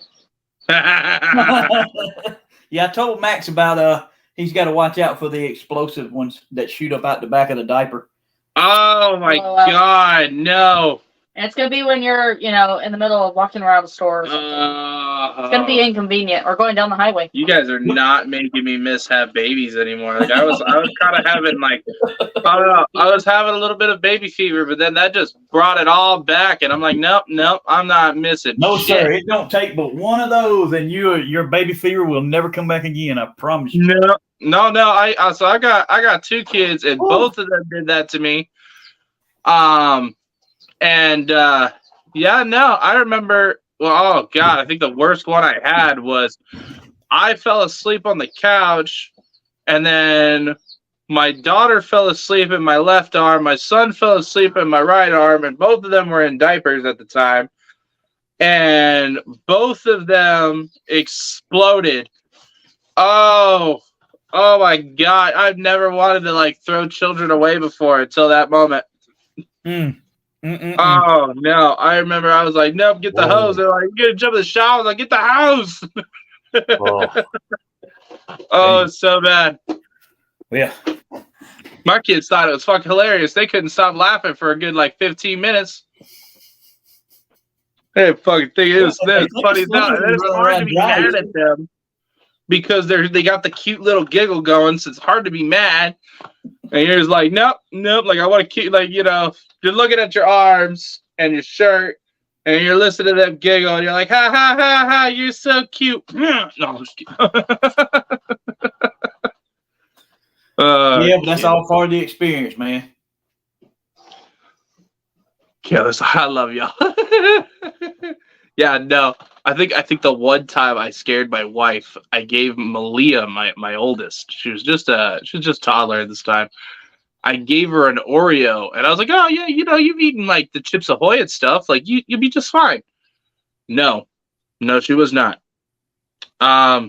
It looked like she pooped and got it all from head to toe, all over her, like, bed sheet, all over the crib. Like, oh, it was so gross. And I took a picture. I was like, I did a thing and I need some help. And she was like, my wife lost her mind. She's like, is that poop? I was like, no, it's Oreo.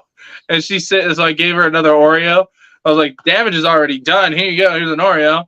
And she's sitting there with an Oreo in her mouth, all just like, caked in friggin' Oreo and grossness. She had 4 teeth. That was it. She basically gummed it to death. It was awesome. Oh yeah. I can just imagine that. Just to walk in and see that scene, it just Oh. Max will be posting baby's first bench press. I'm done. That's awesome. Can you imagine? Instead of the baby walking, it's already it's gonna be crawling, so it's already gonna start doing push-ups. We're gonna have to get him one of those American flag onesies and cut the sleeves out of it. Yes. You cut the neck down in a big V. Yes. American flag pants. American flag pants. Yep. Cut an American flag onesie. I love it. This is gonna be awesome. That's Max's thing. Anybody says something about Max, first thing I think about is some damn pants.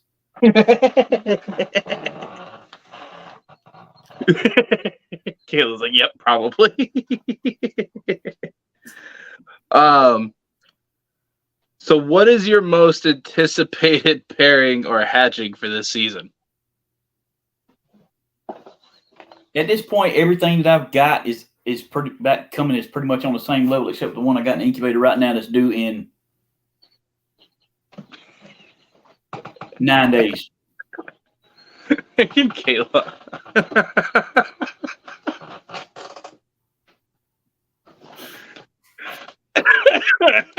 They're freaking Hercules babies running around. Max and Kayla, they're not gonna have the Hercules baby. They're gonna have the little baby with the glasses that at 4 years old plays the damn piano. What is that, baby? What do they call it? Baby geniuses? Yeah, I like it. I'm gonna be like my kid was chewing his damn feet. Their kid gonna be playing piano. Right? All I can picture is a little 4-year-old like walking around, freaking hour, like a 6-pack, walking around like a little mini bodybuilders. With that Hogan head, like a mini Max. With that Hogan bandana on. Yes. That's what I got to do. I got to find that baby a Hulk Hogan outfit. Just thinking that, I was like, I'm gonna go on Amazon later. When you get crazy ideas like this, Amazon is your best friend. Little meatball. That kid is gonna be ruined. This is gonna be awesome. I'm excited for him. And everybody in the Patreon group, that kid is gonna be ruined. I'm excited for him. I can't wait until they have the baby. All I know is I'm gonna be setting up just a bunch of random stuff for them. They got to get me a PO box address. I got to send some stuff. I'm pretty sure I still have the address. They haven't moved. I got a lot. They shipped me a bunch of stuff. It's not like all the envelopes for when they sent me stickers and everything. I'll just set up a bunch of baby stuff. Yeah, I probably got it up there somewhere. So, what is your goal as a breeder?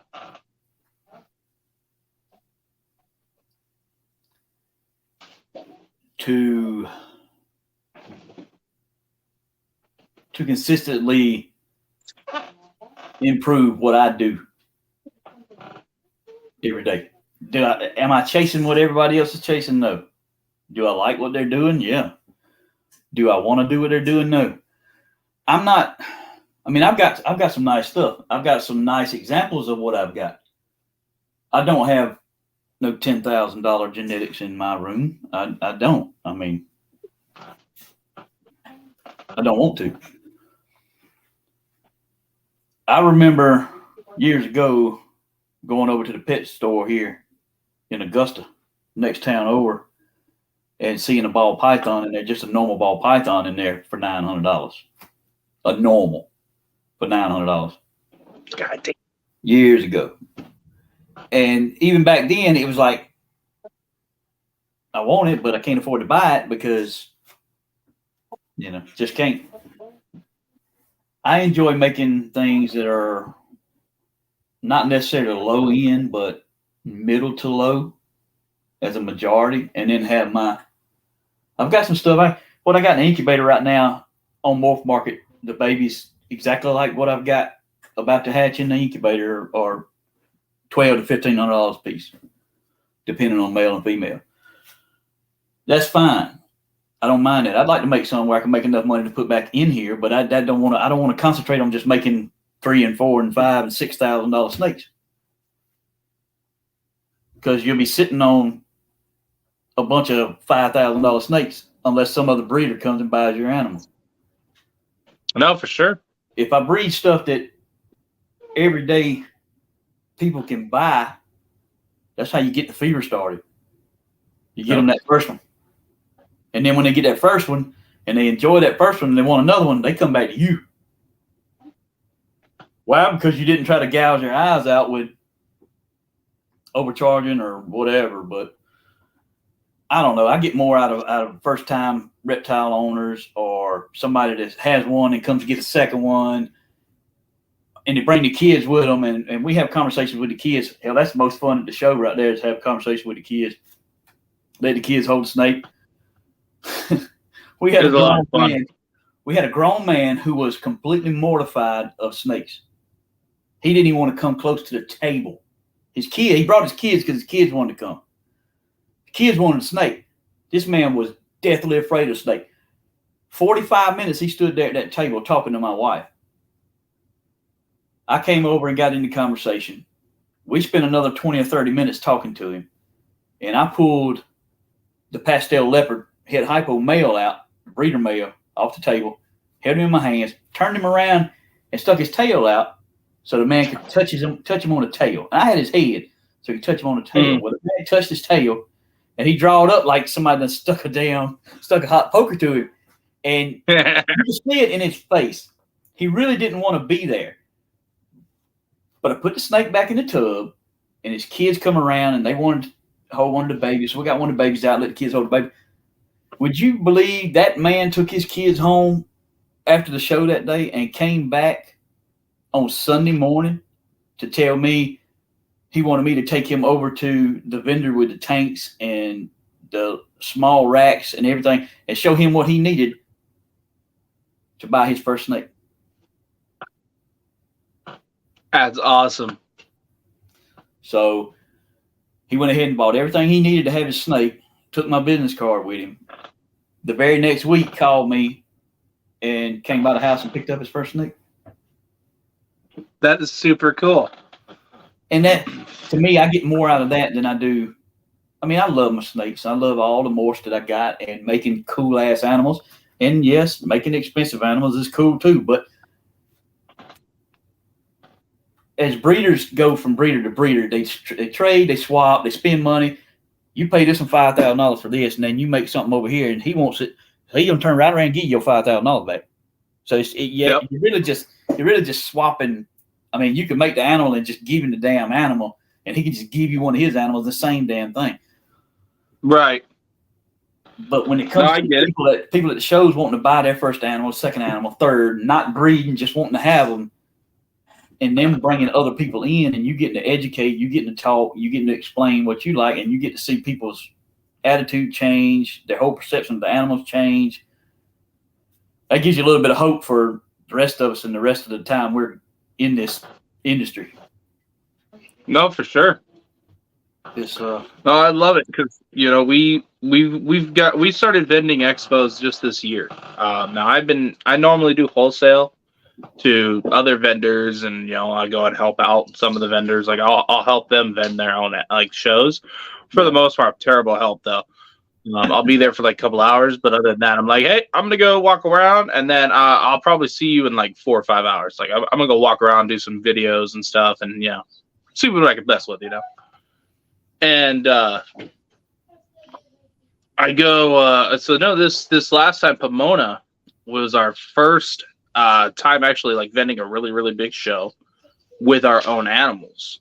And it is a completely different experience vending your own animals. Mm-hmm. When you have full free range to one, mess with the price or just start giving shit away. Yeah. Hey, look, and when your boxes is full, sometimes that's ends up being the outcome. Well, so we went, and I had 2 kids, or had one kid come up on the first day. And his family had been telling me, they follow me on Instagram, they follow me on here as well. And they messaged me on Instagram. They're like, hey, I see you're coming to Pomona. We've been following you for a while. I've seen them like periodically in my lives for like the past few months before this. And so I didn't really think much of it. They said, hey, where are you going to be at the expo? We're going to be there. I'd love to see you, blah, blah, blah. So I told them, I was like, hey, yeah, we'll be in the back. I'll probably do some videos to show everybody where we're at when I get there. And that's what I did. Kid you not, we had a ton of people come see us, and I'm not used to this. Not used to this at all. Like just wanting to come to the expo to see us and like take pictures with us and stuff. That's a whole new experience for me. And like it threw me off because I'm not that guy. I'm normally the guy that's like, yo, what's up? Like I'm gonna hang out, but I'm not the type of guy that's like, yo, you want to take a picture? Yeah. So if people come up and try to take pictures of me, it throws me off. Complete curveball. Because I don't even like seeing myself. Mm-mm. So people are like, hey, can I take a picture with you? I'm like, yeah, sure. I'll take a picture with you. I ain't gonna like it, but I'll do it. Yeah, I mean, look, it's 3 seconds. Go ahead. Yep. No, that's me. Like, I'll take a picture with everybody. It's fun. It's a lot of fun. But no, this kid come out, and he I guess was like a huge fan of ours, and he was educating me on like leopard geckos. Like this is what he wanted. It was his birthday, which was funny because him and my daughter share a birthday. And so he was telling me, I was like, what do you know about like leopard geckos? Because it's going to be his first reptile. And so he's sitting there, and I mean, he knew a lot. Like he was sitting there educating me for a minute, telling me what he knows, what he's read up on. But his parents were then like, yeah, like since you were every time you go live, you always say, like he needs to do like research. So that's what he's been doing for months. And then today, this is where we're at. So they gave me their price range, and I was like, do you already have a setup or whatever? They're like, no. So the guy I was vending with was JTK Reptiles, and he was selling like enclosures and stuff. So they're okay. Buy the enclosures from him, everything else, tell me their price range. And I was like, this kid's knowledgeable as hell. So I was like, all right, get that from him. And that's probably going to take about the $100 you guys got. Get all the enclosure, the light, the heat pad, everything you guys need. Get it all from him. When you do that, you pick out whatever leopard gecko you see on display in this row. And I had my, the good sized pet ones, and I'd be decent breeders as well. But I was like, pick out out of here and let me know which one you want. So he picked out nice, good sized female, little Halloween mask. It was like she was I can't remember what the hell she was. Fasciatus terminicus, Halloween mask. And he's like, I love this one. It's beautiful. This is the one I like. I basically, I deli cupped it up, gave it to him. Kid lit up like a freaking Christmas tree, and it was awesome. He was all giddy. His family was like, wait, we'll pay you later. I was like, don't even fucking worry about it. Here you go. Like, yeah, he's happy. That's, to me, that's the best part about it. I mean, I'm going to spend the money to feed everything I make. I'm going to spend the money to house everything I make, to heat everything I make. I'm going to do with it whatever the hell I want to do with it. If I want to give a son of a bitch away, I'm going to give it away. I've given away to donated to auctions for charity, give them to educational groups, herpetological society people. If I got something I can't use anymore and nobody wants to give me what I got it valued at, I'll give it to somebody that can use it on a display or an educational program or something like that and give it to them.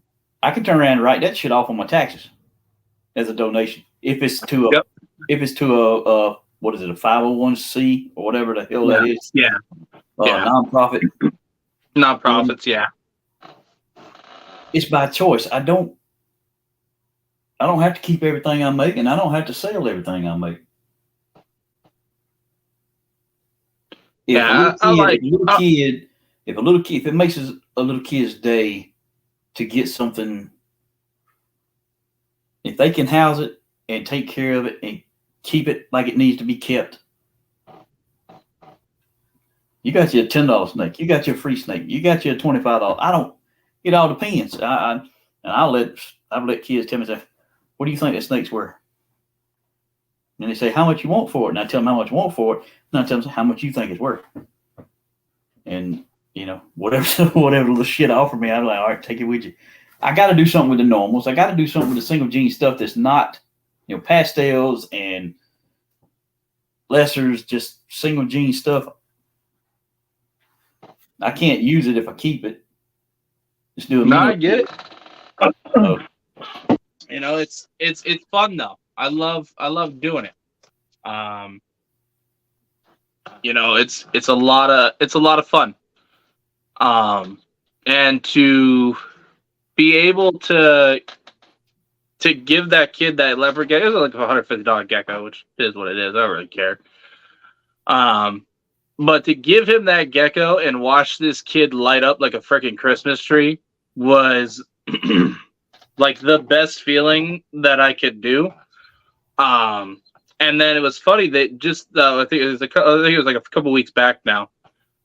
His parents sent me a video of him like giving me a tour of like how he did the tank, how he did the setup, what he's feeding. He pulled out the feeders, everything. It's like a 3-4 minute video. And they sent me the whole thing. It was like, what he's doing, the whole 9 yards. And then at the end of it, he was like, I hope I'm doing everything correct. Please tell me if I'm not. But he's like, thank you, Rodriguez Reptiles. He's like freaking like his hands are shaking. He's crazy. He's like 8-10 years old, between that range. And it was just freaking awesome. I loved it. Just little stuff like that makes my day. Yeah. And you got to look at it like this. I mean, if you kept everything that you couldn't sell until you sold it, you'd eventually have to stop doing everything you're doing and sell. I mean, you'd have no choice. There'd be no more breeding, no more nothing. Yep. It's give and take, and I've been pilling around with this stuff since 2019, and how long have you been breeding or keeping? I kept them in my 20s, late teens and 20s. I had ball pythons, and California king snakes, things like that. But I never really got serious about any of it until my brother got me that damn blue-eyed Lucy for Christmas, that Colombian. I don't know how the hell he kept it a secret. He had that thing for months before Christmas, but somehow they kept it a secret, kept his daughter from telling me. But yeah, he got me that, and I was like, okay, December 2018, December, fall of 2018, Atlanta Repticon. And we hit that bad boy, and my wife got a hit pied female, and I got a pastel Woma bamboo male from Bob Boo. And that kicked it all off right there. Once you got those first two, it was hella high water then. I was in with both feet. I mean, I was this deep. So yeah, I like as far as keeping with any consistency, it's been since 2018. it. That's pretty awesome. I mean, you're working with a lot of cool things. You produce a lot of awesome stuff, and I want to commend you on something you said. You're not chasing what everybody else is doing. You're working with what makes you happy. You're producing what you want, and if it meets the standards, you keep it. If it doesn't, you sell it. And at the end of the day, I appreciate that more than what a lot of people are trying to do these days. Because I mean, I've talked to quite a few people like, oh, my goal is to be the next Kabilka. That's great. Look, kudos, do it. Shoot for the stars. I'll turn 50 in just a few weeks. So I'm not. I'm just kidding. No, you're right. I'm not. I feel bad for that one. No, don't tell me. All right, that's bad. I've got grandkids that love these animals, so I've got future plans to hopefully be able to pass everything I got. And when I get too old to do it, or old enough I don't want to do it or can't do it, then I'm hoping my grandkids will still be involved and somebody will take it over, and maybe they can be the next Kobilka or Billy or whatever. It's not me. I'm not going to be that person. No, I'm not even going to try. I mean, I could dump every damn dollar I make, overtime dollar I make, anything other than what pays the bills to survive into this. I don't know.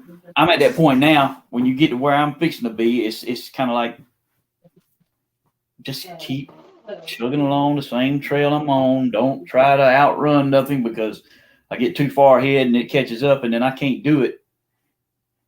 No, I get it. I started this full time right before my daughter was born, because I wanted to leave something for my kids when I can't do this anymore. And, especially with everything going on, this day and age, it may not be hard to find a job right now, but it's hard to find one that's worth doing half the shit that they're making you do for the amount you're making, Yeah. And so if I can get this up and running to where it's paying for itself, it's enough to make a living off of, and so on, I think that my goal would be accepted. Like, that I could be able to, or as of right now, it's taken care of itself. The Tegus were the main supply for that, but now that's the Pac-Man frogs. Yeah. Funding wise. But, it's stuff like that that I hope to be able to pass on to the kids, to where they have a job that they love doing, playing with the reptiles. Granted, we're just glorified pooper scoopers at the end of the day. I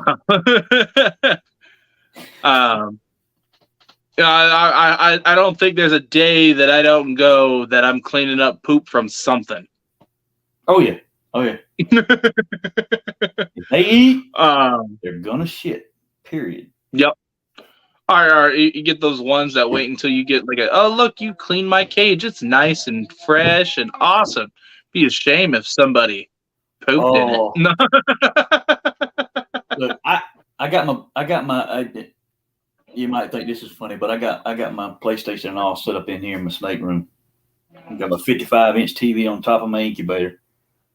And I'll get in here and cut the lights off after I've done cleaned everybody, and I'll turn my PlayStation on. I'll play online a little bit, and I'll have my headset on. And through all the explosions and the gunfire and the screaming and yelling and people getting pissed off, I can hear them damn snakes mess up that tub. I mean, it gets, and if you're in here and it's quiet and I'm doing something on the computer, I'm doing husbandry pro or whatever, putting info in the computer, oh Lord, It sounds like an earthquake coming. It just starts off as a slow rumble, and then it sounds like the tail's beating the side of the damn box. This one is notorious for it. And she did that the other day. She eats 4-pound pigs. So when she lets loose, And it was quiet to the point where I could hear like a pin drop. And I'm sitting here, I'm just kind of cleaning some of the shoebox tubs, just wiping stuff down, making sure everything's all right. And I was just about ready to be like, I'm going to call it a day. I'm going to go to bed. And then you just hear it. Just, I was like, what the hell is that? And then just, like all of it coming out. And I'm like, no. And I was like, I don't want to, but I know if I leave that in there, it's gonna smell from high hell when I come in here tomorrow. That's why I had to put that recheck back in the tub a while ago. She had a sausage butt. I didn't know. You're not getting me. Yeah. Yeah, a lot of it's funny because right when we do educational shows, we go to schools and stuff, and before I take anything to schools, especially the big snakes, I will work with them for an hour, just working through, because I've had this happen twice. I make the joke to some of the people like, "Oh, is it gonna bite me?" Like if they're closer to the head, and I'm like, "Oh no, they only mess with kids that eat that are wearing like a red shirt or like shoes." And or like I'll the color of shoes, and they're like, "That's me!" Like they freak out, but at the end of the day, they kind of just laugh. Like I'll mess with them and keep it fun. But I made the one joke to the one kid. He was in the back, and he was he's like, "Is it gonna poop on me?" And I was like, "Nah, she only poops on kids wearing white shirts." He was wearing a white shirt, so he was freaking out. And so the teacher came over, and the teacher's wearing a white shirt, by the way.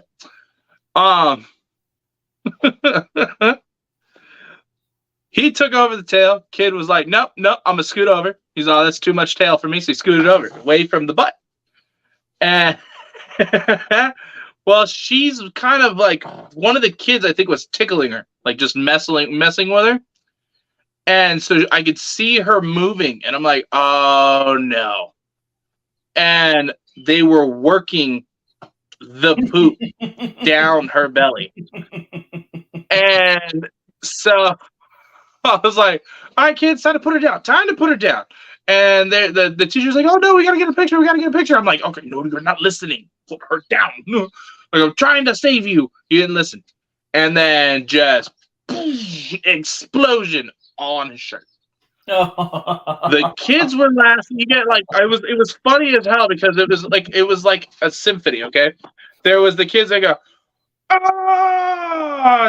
you get the ones in the back that are going, yeah, and then like the teacher, and then freaking everybody just started laughing around the same time.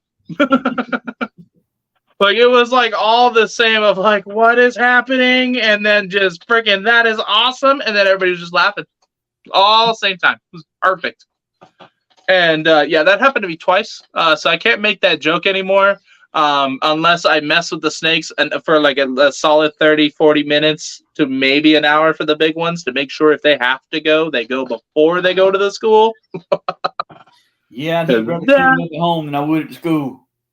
Yeah. Well, I mean, I didn't have to clean it up. They had the janitor guy come over and he cleaned up for me. But there was no saving that white shirt though. That was done. He straight took that off, threw it away. He's like, it's a good thing I bring extra clothes. I was like, wait, what? You're a teacher. Why are you bringing extra shirts to school?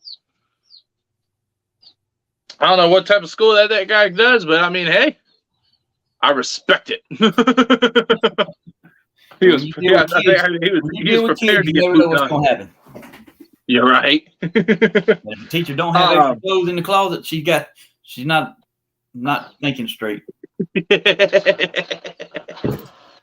kids they get sick at school, and then that's it. It's everywhere. It's everywhere. Let's see. So I don't want to take up too much more of your time. We've been live for about 2 hours now, and I appreciate you. So I've only got a couple more questions for you. So if you had the chance to own one or a pair of any reptile, say you had the permits, the space needed, everything, what would it be and why? Lace monitor. Ooh. Now, just the lace or a bell's face? Either or. I like them both. The bells are awesome, but just the lace. The lace monitor, just the lace monitor itself is the first one that attracted me to bigger lizards. I don't like iguanas. I never have liked iguanas. But I couldn't get me a lace monitor, so we got tegus. I mean, hey, that's like a close second. That's like the poor man. What do I call him? The Leachianus. There's the Chihuahua. Yeah. And I call him the poor man's lychee. Yeah, I like them too. So you know, I'm the same way. I like those. I like the I'm not gonna lie. I like the Bell's face, but I think I like the pattern on the normal lace than I do the bells. I think the pattern itself is really cool looking. Mm-hmm. But I mean, and that was the first one I seen, you know, and I was like, damn. I've seen the water monitors and the Nile monitors and things of that nature, but when I saw the lace, I was like, shit, there. That and the black dragon, and I'd be set. I wouldn't need nothing else. Yeah, we're trying to breed black dragons. I love them things. So is my wife. She's trying to talk me into expanding the reptile room and getting like 6 black dragons, and I'm like, woman, calm down. Yeah, if I do something like that, I just want a male and a female. I don't want to make a whole massive breeding deal out of it. You know, I'm breeding them, but my wife's like the go big or go home. Yeah, I started out that way, and then once you realize when you go big too many times, then you can't afford to drive home. I mean, it's so yeah. Valid. I'll stick to do what I do with what I got, and when I get ready to change a project, then I'll just sell everything I got in that project and move on to something else. But yeah. So where do you see your collection 5 years down the road?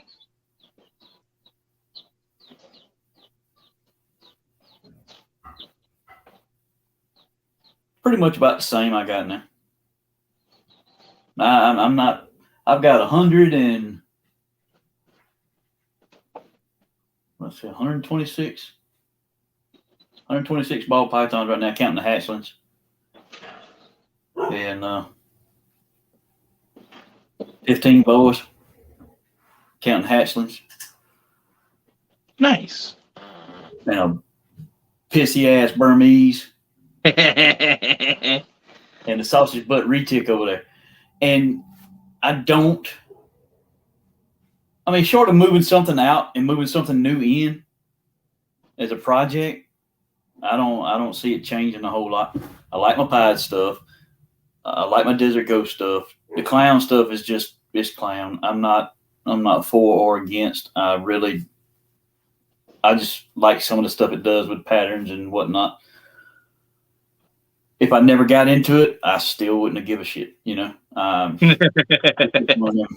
It's just one of them things that just is what it is. It's like everybody and their brother's doing something with clown, and I won't jump into the clown thing. Everybody's doing it, and I'm like, I mean, yeah, clown's cool and all, but I feel like there's so many people doing stuff with it that I mean, if I end up getting one, I get one.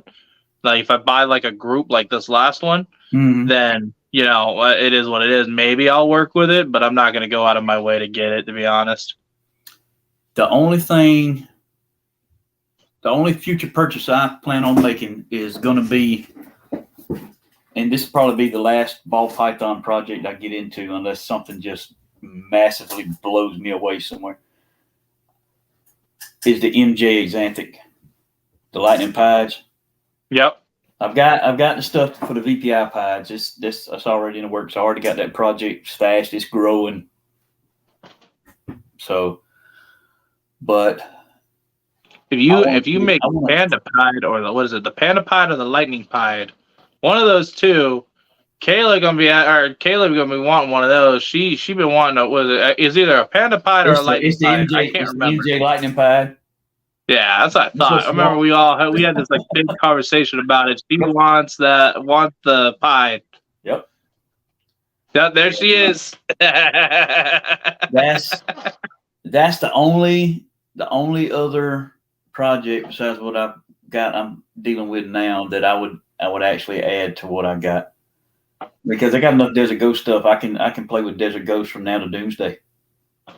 There you go. Stuff with hit clowns and clowns. I can play with clowns from now till Doomsday with all the doms and co-doms I got to go with every damn thing. I can keep making snakes. I just, I don't have to expand. I just have to change up my program and swap up my recipes. And keep for sure. I mean, I hit 13 clutches last year. That was what I was out to do. I was out to hit double digits last year. I wanted to have one season of double digits just to see how that played out. And I lost a 9-egg clutch, complete clutch, gone. It was in there 2 weeks, and when I say mold, I mean this shit just gone. Yes, I'm working on that too. Have you thought? I don't know if you've ever heard of this or not. But getting like a bottle cap or some type of cap and putting foot fungus powder in the cap and leaving that in with your eggs. I've heard about them dusting the eggs with the foot powder, but I haven't. So you can dust them with the foot powder. But then sometimes, you don't really get too many complications with the dusting, but like, all I do, and it's saved a lot of my eggs, to be honest with you, is I put a bottle cap full of foot fungus powder, and I leave it in the egg box with them, and never see mold. Now, sometimes if it's like a really big clutch and I have to use like one of the bigger tubs, then I'll have to put one bottle cap on each side, because the one bottle cap on the left side or on the far back left side won't reach all the way in the back, and sometimes you get like that hairy mold, like the white fungus. The white fungus shit. Yeah. So that one, sometimes I'll get that. So what I started doing is I just put it in the corners. Because I was doing it in the middle, but when it goes in the middle, sometimes it's just, I don't know. For some reason, when I put it in the middle, I either bump it and it ends up flipping over or something. I don't know what. I don't know what happens, but for some reason, it just never works out for me putting them in the middle. So I always put one on each corner on the back, and it helps a lot with the fungus. I may have to try that. Yeah, I mean, worst case, if it doesn't work for you, at least you're not really out anything, because it's the foot fungus powder, and then that, I mean, it's worth a shot. Just like, this is something that I've done for years, and it helps, especially with like the really, really long like hatch runs. So like, you use Hatchite, right? I use everything. I've got Perlite, Hatchite, was it the Vermiculite? So I use it just depends on what it is. And then the Hatchite trays, and I've seen people bury them damn things in the Vermiculite. Right. I've never buried any. I've always separated every damn thing and put them on the Hatchite trays. I'll bury them. The ball python eggs I bury. I never understood why people like put them on the light diffuser, and then like they've got like these. I think it was cool. The one time it was funny as hell. He had they're like toothpicks, but they were swords, and he was putting them in there to hold the eggs just right. Somebody done been to Long John Silver's and got toothpicks. Like, I was like, dude, why did you do that? He's like, that way they don't roll. I was like, but the swords. He's like, what do you would have been better if they were sticks? I was like, no, I guess that's cool. Like the crack made my day. I mean, But hell, no, I just put them in I put them in there. They cut and bend damn drinking straws and stick down in them. Yep. I've seen. So like me, I use the vermiculite for ball pythons. The perlite I'll use for like colubrids, the leopard geckos, and then the hatchite I use for the super long incubations. So like the chameleons, things like that. Even for like the matamatas or the sulcatas, I'll use it's the long like incubation times. The hatchite I like because it holds the moisture a little bit better than the rest for some reason. So it's good for the long run. Vermiculite for colubrid eggs. Everyone's humidity is a little different in every state. Yo, for sure. Or maybe I have. I mean, no, it's different because like so for Arizona, we're like at dry heat. Yeah, I wasn't gonna make that comparison earlier.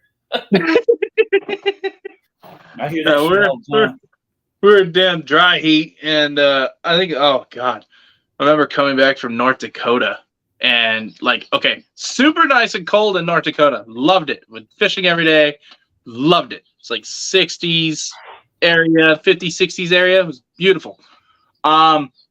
Inside the plane was still that temperature. Nice, cold, cool. I was flying back to Arizona. And instead of having the runway there, the little like tube that leads into the building, we had to get on this metal platform, walk down the metal stairs, and then into the building. We all died the second we walked out of the plane. Like the dry heat hit us so hard that a lot of people almost fainted. It was that bad. 125.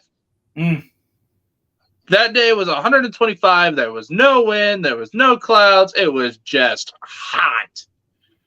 And so we went, it was like an instant 60, 70 degrees, nice and cool in the plane to instant heat wave death. And yeah, we were all like bitching and complaining like old people. Like, hey, man. I was like, why do I live here? It's hot. Yeah, I was moved to North Dakota just on that day. I was like, nope, fuck this, I'm out. Yeah, but then you got to think about that 8 foot of snow. Yeah, no, that was my thing. And then where my dad was, he lived in Minot, North Dakota, and over there they got floods. Like you can see in some of the housing where when they flooded out, how high the water got, and like people had to chill up on their roofs and stuff. And I was like, nope, I'm good. I'll deal with the heat. I can swim and all, but they got alligator gars and shit. Like, no. Oh man, that's my kind of fishing right there. That was the first time I ever caught one of those. I caught one of the little stream, and I was like, "Oh, this thing's cool. It's got a bunch of teeth. Well, I'm gonna take the freaking hook out of his mouth, like whatever. I'm a bass fisherman. I'm like, it ain't gonna be that bad. Hell no. He tore my finger up. He got me good. I give him that. He got me good. After that, I got these really long ass like grabbers. Yep. It looked like freaking like a long neck or a long neck dinosaur. Yep. You just grab the side. They got a little pin. Yeah, I grabbed those, rip the hook out of everything. I'll even do it with bass now, just because I'm like, fuck it. Shit, we got gar, but we don't have alligator gar. We got gar. They're not alligator gar. It might just be gar. These gars are big ass long. Yeah. If one I had was 3 beaks wide. If it's beaks wide, it's alligator. It was. If it's long and narrow, it's a regular gar. It was about that big around and about that long when I caught it. Yeah, about that long. So about a little over about 2 feet. I think it was a pain in my ass what it was. But the second I hit the water, I had a shiny lure. And I just threw it in. The second I hit the water, bam, done. Smack that thing right out. That's how it was when I arrived in the desert country. I bet it was, Kayla. I do not doubt it. So why am I here? They tell you to drink what 64 ounces of water here. You land in desert country, you got to triple that shit because it suck it For right out real. of you. You step on the airplane. Yup. So here's one of my last questions for you. If somebody who has a bunch of reptiles wants to get into breeding and comes to you for advice, what would your advice be to a new breeder?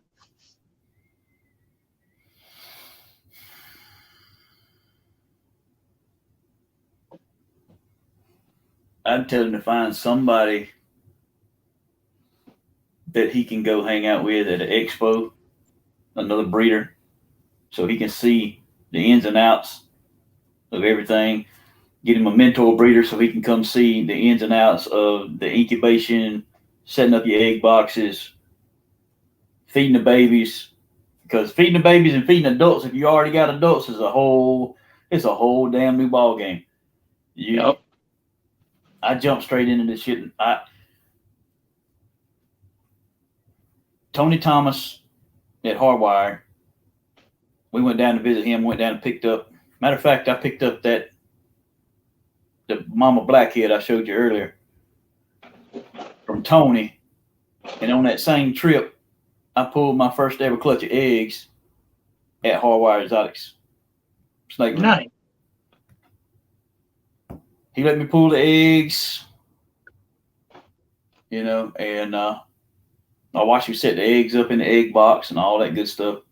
So he gave me my first actual hands-on personal experience with setting up, and getting started. And he kicked that off right there. And after that, I pick up little stuff from watching other people, and I still pick up shit, man. I learn stuff every time I get on YouTube or Instagram, or we have a live and somebody's, explaining things. I pick up new stuff all the time. That's good. That's fantastic. I'd have to tell them to get with somebody, either get with me, come help me. I'll show you. Come stick your hand over here with all these damn babies and see how much blood you got coming out of your fingers before you get them damn eat. But you can't teach it. You can read and research. You can read every book you can read. There ain't a damn book that is going to prepare you for what you finna put your hands on. You'll have an idea. But the best educator beyond that research is experience. And if they don't experience it and nobody can help them experience it, I've lost babies because I didn't know what I was doing, and anybody tells you they hadn't lost some because they made some stupid ass mistake, I'll call them a fucking lie. Yep. But it was experience. I learned from it. Every time something goes awry or goes off the rails like a snowball to hell, I still learn something from it. I hate to lose the animal. Hatchlings are it's bizarre. I don't get some of them. Some of them come out and they're perfect. They do everything the way they're supposed to, and they truck right on and they grow and they're gone and they're good. And then you get to one. Yep. I got one up there that is almost a year old. No. Yeah, it's probably 9.5, 10 months now. And she just now 70 grams. I have been fighting with her. She was when she hatched, she was 18 grams. Yep. And I've had a couple of those forever. But it's just sometimes you just cannot win the battle. You just can't. You can do everything you can, and it's not going to happen. I don't know if it's something they have internal deformities. They have something that just does not let underlying problems. Yeah, it just does not let them thrive, and it hurts every time you lose one. And it don't matter why you lost it. It still hurts. You still question what you did, what you didn't do, what you could have done, everything. I do that with the stillborn babies too, with the incubation. If they don't make it full term and they die in the egg, I'm the same way. I was like, what did I do wrong? Well, I cut that last clutch. 2 of them pipped, so I went ahead and cut all the clutch. All the snakes in the eggs were alive. Every one of them. They were all moving in the eggs. 8 of them crawled out. One of them was still in the egg. I said, well, I need to see what's going on with this one. And it had died in the egg. But it wasn't wrapped in its umbilical cord. It just did not absorb its yolk. I don't know if there was a disconnect somewhere. The body was just about completely formed. It wasn't, I mean, it had a couple of kinks, but it was just about completely formed. But it still had almost a full yolk sac. So I don't know, unless I don't know what could have happened to it. I'm just assuming it's like anything else in nature. It's just one of those deformities that just happens to happen. One of those things. So, you get some of those babies that you always wonder, like, how the hell do you thrive in the wild? How the hell does your species like thrive in the wild? Like, especially ball pythons in general. Yeah. You get those ones that'll, you're supposed to be. It's like alligators. Sorry, what was that? Yeah, they come out eating. I mean, right. Well, it's like, that's my thing. Like ball pythons, they're like the pickiest thing ever. Like, you get some that are like, yeah, I know what to do with this rat. This rat is done the second it touches my bin, right? And then you get some that are like, I don't like that color. I'm scared. Yeah. Like, it's stuff like that. I'm like, how do your species thrive in the wild? It's not so much the picky part that gets me. It's the hunger strike. It's the food strikes. They just go off food just for out of nowhere. They can be like bam, bam, bam, bam, bam. Nope. I love it. I know I'm not that. It's funny because I'm not the only one that has to deal with this. So I love talking about it because I've had one that legitimately went off food for 11 months. I got a blackhead champagne female, right? A blackhead special champagne female right here, right now, that is on month 6. She hit 1,100 grams, and she just says, "I'm done." That's it. It's been that way, and she's not losing weight. She's drinking her water. She goes in the shed. I don't get it. She won't freaking eat. Pisses me off. She'll sit there and it's like she's kissing the damn rat. It just be like, and then like the little tongue comes out and like licks it a little bit, and she still won't eat it. Eat it. I'm not going.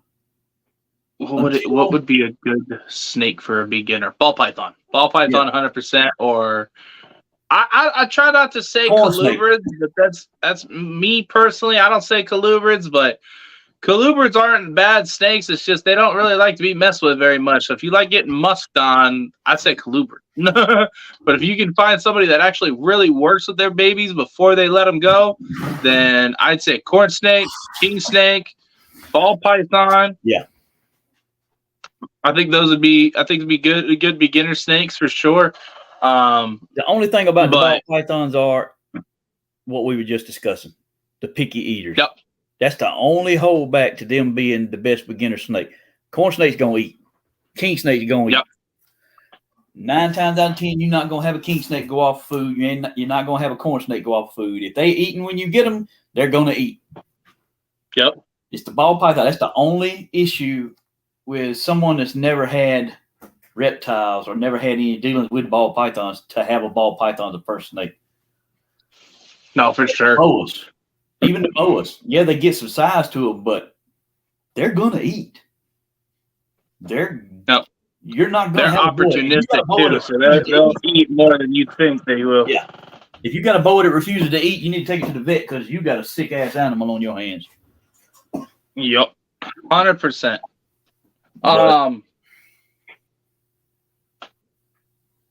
My last question for you. All right, actually, I got one more. It's kind of just more of a joke, though. So, how many followers do you need to be able to tell your wife you're too famous to take out the trash? Well, shit, I'll never get there. I'll never get there. He's like, nope, I choose life. Until I have enough followers and customers buying enough snakes, I can hire somebody to take out my trash. I'll never be able to see it. Most smart people choose the right answer. My wife came out of nowhere. Mm-hmm. You gotta take trash out. Honey. She's gonna make you get off the live and go take the garbage. Your daughter's in my laundry. Why is my daughter in there? Doesn't she have school tomorrow? Oh wait, it's Friday. No, she doesn't have school tomorrow. Yeah, it's Saturday. Okay. I was like, wait, why is she still awake? It's like almost 10 o'clock. Shouldn't she gotta be in bed? She got school tomorrow? Saturday. It's a freaking weekend. Totally forgot what day it was. Well, I gotta work tomorrow. So. Alright, love it. Love you. She going to bed, taking my boy with her. So I remember the first time I asked that question, and my wife was there. She's like, "What's your answer?" I'm already famous. Take out the trash. Bam. Yep. My wife's notorious for punching me in the neck or throwing the chocolate at me. Yeah, keep it up. I think Kayla got it best. Look. She gave me the look. I just look away, and then like you get that look where like you're not looking, but you can still like feel like that glare piercing your soul. Yeah, yeah. Night, buddy. I love you. Oh. You say bye, everybody. Say good night. Say good night. Good night. Good night. Goodbye, everybody. Bye. He's having a really good day, so wanted to say at night and bye to everybody. Enjoy the good days. Oh yeah, well, especially with everything going on with him. Yeah. But yeah, no, Kayla did it best. I think Kayla got a good picture of my wife hitting me with the chocolate. Let me see. Hold on. I think I got the sticker and everything right here. Let's see if I can find it real fast. You're gonna get a kick out of this. Let's see. There it is. So Kayla, you guys want some fun, logos or some awesome artwork done? Make sure to message Miss Kayla here. Okay.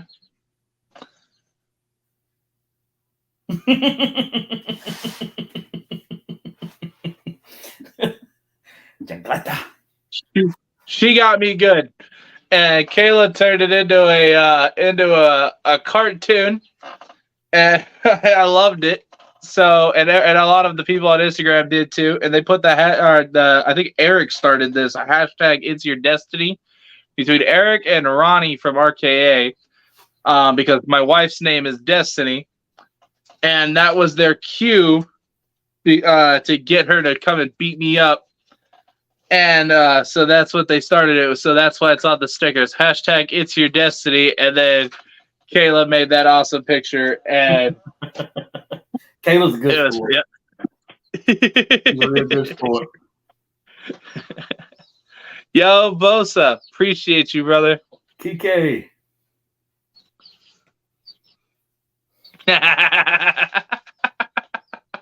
Not talking about that here. Fucking Trevor. Take a boat ride. Yeah. You hear about nobody drowning, did you? Yes, you know it. Look, that's been my joke for 2 decades, man. What are you talking about?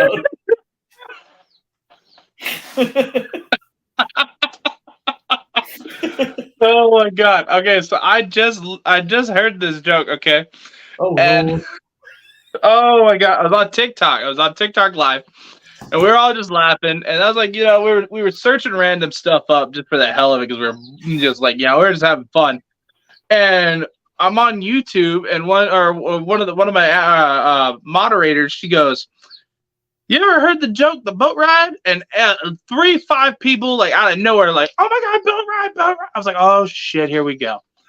So I look up what tell me to look up, and there's the animated part where it's like all the whole cartoon. Y'all sat there and watched the whole thing. Yeah, I think we've watched it on my channel 3 times now. It's funny as fuck. Now, so if you ever pop in my TikTok live, the number 1 joke is, "You want to go for a boat ride?" Oh man. Oh god. I need to write down the Superman joke and send it to you. Oh yeah. Oh Is yeah. it the one where the Superman and the Invisible Man and Wonder Woman? Mm-hmm. I know it. Man, I've been telling that joke since the 80s, and y'all know that shit? Wow. Oh, there's quite a few jokes. If we weren't on YouTube, I'd get all into some crazy ass jokes. We can jump on Instagram though. Oh shit. So my last question for you is, how can my followers find you? I'm everywhere. TikTok, it's under H&M Exotics everywhere. Instagram, Facebook, TikTok, Vero. I want a couple more, and I can't remember what they are. But yeah, I'm everywhere. Invisible Man. Whew, could you imagine the heat off of that, though? Woo, good God. And it was dry, too.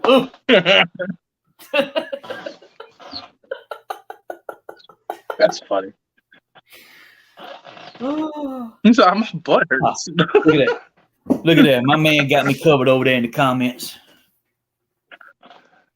Bosa on point, man. Always. Yo, shout out to Always. Bosa. I had Bosa on here, and it was funny because I'm like, "Hey, Bosa, how many devices do you have?" Because not only is this man in, like, there would be 3 lives at one time, and Bosa is in every single one of them.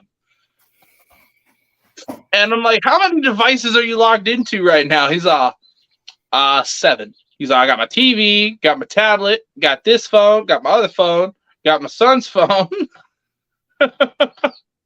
Like, he's over here and everybody's freaking jacking everybody, the whole household devices. I got my PlayStation 55-inch. I put everybody up on my 55-inch in here. So There's Bosa right now. I'm watching 3 right now. Bosa, who's live right now?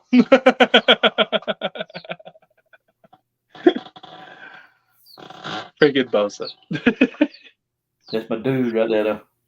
Yeah, no, Bosa's the homie. I've known Bosa for a while. The crazy thing is, the 2 people that I've known the longest since I've been on Instagram is Max and Kayla. And, well, I guess that counts as more than 2 people, but in account wise, Military Morse.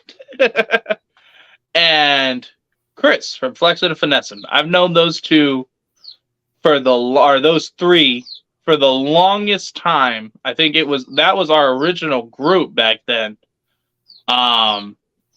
And it's been a long time. We a lot of people we used to talk to back then are either not in the hobby anymore, or we have no idea what the hell happened to them. Yeah. Or at least I don't know what the hell happened to them. Yeah, I started following Kayla and Max on Military Morse. I don't know, not long after they kicked off the page, I think. And then it was It's been Brian over at Samson Snakeatorium. It was nice. I got hooked up with Brian. I don't know. Shit. Yeah. 3 years ago. 2.5 That's a 3 years lot ago. to believe. And it was Brian and Jason, and then Kayla and Max, and then my local people around here, Troy with Balls and Strikes, and Will at the Nate Breeders. I gotta get more into talking to like other breeders and stuff. Like, for a while I kept to myself. And I didn't really talk to a lot of people. And especially Arizona people, to be honest with you. Like our local breeders, you got some that are nice and friendly and stuff, and then you got And some that of them are like, straight up dicks. Yeah, I know. yeah, Same thing here. yeah, like Same they thing see here. you as competition, Yep. and they want to just like bust your chops and everything else, man. And it's so like it was funny for a while. I found this out the other day. A lot of people thought I was just some dude with like 2 ball pythons and a lizard, and that I was just making content with a handful of reptiles. And I was like, I like it. I like it. I'm all right with that. People can think what they want. I'm not, who am I to change their mind? Yep. No. Well, what I do is what I do, and if anybody wants to stick around and hang out with what I do, that's fine. If you don't, don't let the doorknob hit you with a good Lord split you. I mean, it's that simple. And it was funny because the reason I find this out just recently is a lot of people used to kind of like talk to me, and like bounce some morphs and stuff, like idea like pairings and stuff off of me, like just like, hey, do you think this would be a decent pairing? And I'd give my honest opinion. No, I wouldn't say nothing. Those people no longer, and like I said, a lot of them were kind of dicks. Like they would always talk down to me, type thing, and I'm just like, whatever. Those people saw me at the last expo up in Pomona, and now I didn't even bring a ton of cool shit. I brought a lot of stuff, but I didn't bring anything like that was like like Gigantor or anything like that. I just brought a bunch of just random stuff, and kid you not, a lot of people saw it. Now there is barely any people that want to talk to me about their breedings anymore. Nobody, like it's all like a competition thing out here in Arizona. Arizona's toxic. Yeah. Same way here. You got to pick and choose who you deal with. But a lot of the local folks around here that are not, massively huge are not all working the same thing as every other little guy in the area. Everybody's doing a little something different. So, and it's like I was talking about Troy at Balls and Strikes. I know what Troy's got on his table down there because I go down there and check out everything Troy's got because he makes some cool ass shit. So when somebody comes by my table or comes by Tony's table, and I help Tony Hall at Hall's Balls and Exotics, we share the same island, so I'm back and forth between his collection and mine, and they come looking for something that neither one of us has got. If I know Troy's got it, I'm sending their ass right down there to Troy. Right. I'm not trying to talk them into buying something that's on that damn table because if they want something, they know what they want. And if I know Troy's got it, I'm gonna send them down there. And Troy will tell you right now, I'll send people to his damn table all weekend long. Or if it's Will and Jennifer's got their stuff set up, and they got stuff that we don't got, so I'll send folks over there to talk to Will and Jennifer.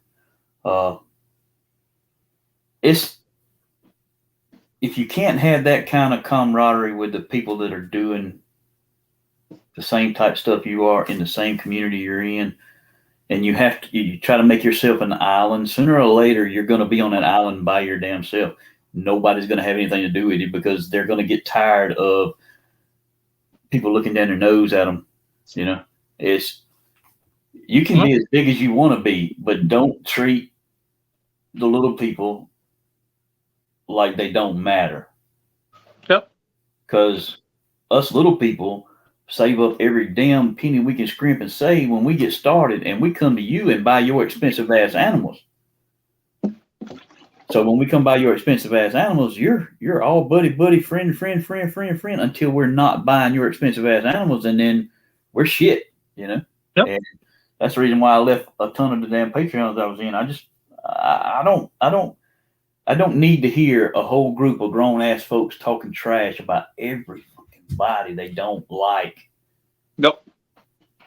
If you got negative thoughts and feelings about somebody, if it's not affecting you or somebody that you know, and you have no personal stake in it, if they don't ask your opinion, keep it to yourself. Don't add to the bullshit. And I just got tired of hearing that. So I got in with Kayla and Max, and I left everybody else's shit. And I didn't. Yeah, that's the one thing I can say about Kayla and Max. They're very upbeat people, and they ain't about the drama. That's the only reason I've kept in like this long of relationship with them is we on the same page. We ain't about the drama. That's why I stopped going on Instagram for the longest time. This past 2 months, I ain't been on Instagram. What is that noise? Oh, there's you digging in here. Like I Instagram got nuts. It was just nothing but drama. Either somebody was on live talking about this person, or they're on two different lives, but they're talking shit about each other, but not on the same live. Oh yeah, that shit. And it was insane. Now granted, there was one live that I justify 100% stand by it, and it was Jay's Rep for Life talking about one of these guys that just dude wouldn't take the hint. Like people were trying to help him, and he just wouldn't listen. He's over here just neglecting the animals and thinking it's 100% okay. Yeah. And like the one thing he was doing was that he had bearded dragons that were in brumation for 7 months, and he thought that 1 hour a day outside was enough UV. How you gonna have dragons and not have UV bulbs? I don't even know. How you gonna have any lizard that requires UV and not have UV bulbs? Yep. Oh no, he had them sitting on a rack system like you would a ball python, tubs and all. No lights, nothing. No lights, not nothing. And they've been in there for about 7 months brumating, he said, and then he changed his dates and all this other stuff. He kept getting caught up in lies, and so he got finally got called out. So that one I justified because he was making it about the animals. He tried. He went the great way. He messaged the guy. Then it went to he was on live and he's trying to talk to him about it on the live. And then it turned into a shit show because the dude didn't want to listen. He's like, I'm in the right, you're in the wrong. And that wasn't the case. He was 100% neglecting his animals, but he didn't want to listen to constructive criticism / hey, let's do better for the animals that you have.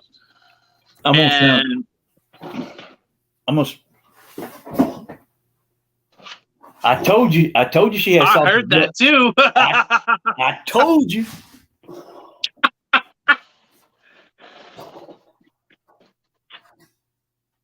He's hot. Just clean that today.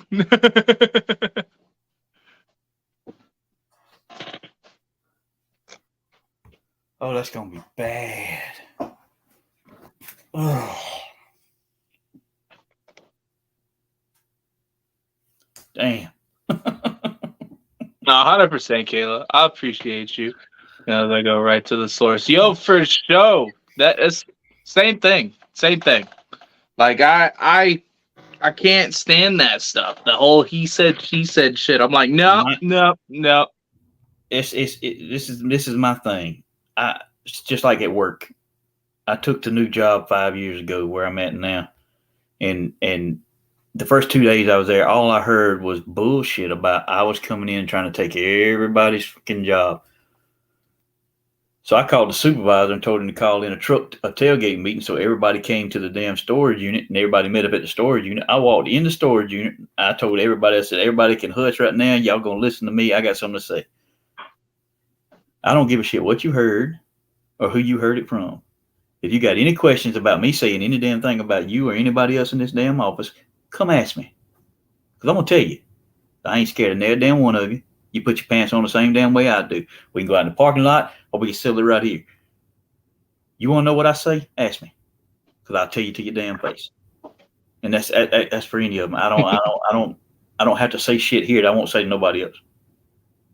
I don't got no private DMs with nobody talking no bunch of bullshit. I don't need it.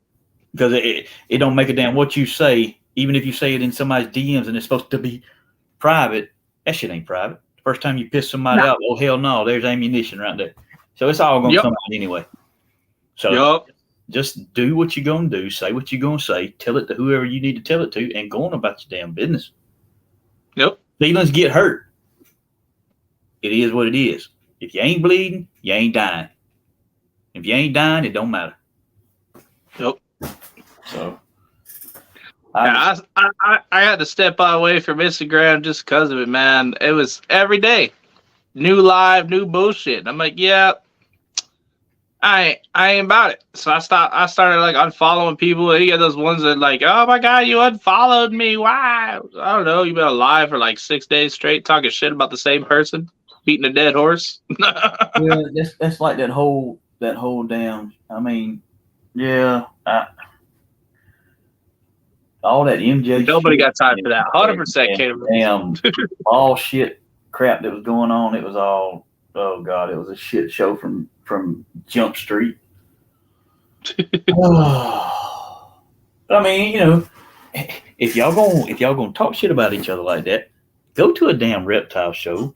Get a hold of somebody like Antoine or somebody that knows where a damn octagon ring is, or somebody that's got a damn boxing ring in their backyard. Put on some damn gloves, put your mouthpiece in, throw your damn dukes, and the one that walks out with less black eyes or less blood, that's the winner. Shut your damn mouth, go about your business. Nobody do that shit anymore. Nope. Everybody's big and bad on the videos and you know, in DMs, but when it comes to face, it's nothing but crickets. Nope. I had that just the last Pomona. I had one dude literally telling everybody he was gonna fight me at the expo. I didn't hear about it till the day before. And I showed up. Tell me. Yeah, I was like, what the hell? Nobody told me. Dude was telling everybody he's gonna run up and just pop me right in the mouth. I was like, oh, I wish he would. Yeah. Don't tell me that. I'm excited. Yeah, no, it was crickets. You don't run up and pop me in my mouth. You don't run up on me at all. You run up on me, that might be your last day. Yeah. I thought it was funny as hell, and because everybody telling me he was like, oh yeah, he talking mad crap because he got me blocked, and so I couldn't see any of these lives that he was telling everybody all this crap in, right? And I was legitimately waiting, and I saw him at the expo, and he came up to my booth, and he made it a point to, like, you know, kind of put on a show. So I stood up and I was like, "Sup, dude?" I went out my way to be like, tell him with kindness, big ass smile, try to shake his hand. Like, what are you gonna do? You gonna punch a dude, try to shake your hand? I wish you would. Dude got quiet too. Dude straight got quiet. It's just, I don't know. There's no need in all the shit we've got going on. When he saw Darian relax muscle. Dude, I was just like, I wish somebody would. But no, it's funny though. Like, you get these like, I'm gonna do something about something, and then this crickets. Yeah, I don't know, man. It's like sometimes it seems like people just never left middle school. Man, they kept that middle school mentality through high school, through college, or whatever they did. And then when they're 40 fucking years old, they're still middle school. Your prime is over. Your prime time of middle school is over. It's time to come into the real world. Come out of the darkness. Come into the light. Come on. Calm your ass down. Here's a cookie. Here's a cookie and a glass of milk. Go sit in the corner. Yeah. Me and Kayla had one of those people bother us for like the longest fucking time. Was always something. It was never like, hey, how's your day going? Oh, it's going fantastic. And then like just leave it at that or anything, right? No. It was always he said this, she said that, or this and that. And Kayla vouched for it 100%. She knows exactly what I'm talking about. Yep, there it is. My thing is I got enough problems going on in my own life. I don't need to worry about everybody else's shit. You know what I mean? Yep. So straight facts. Yeah, we had a pull of this. We needed the scissors.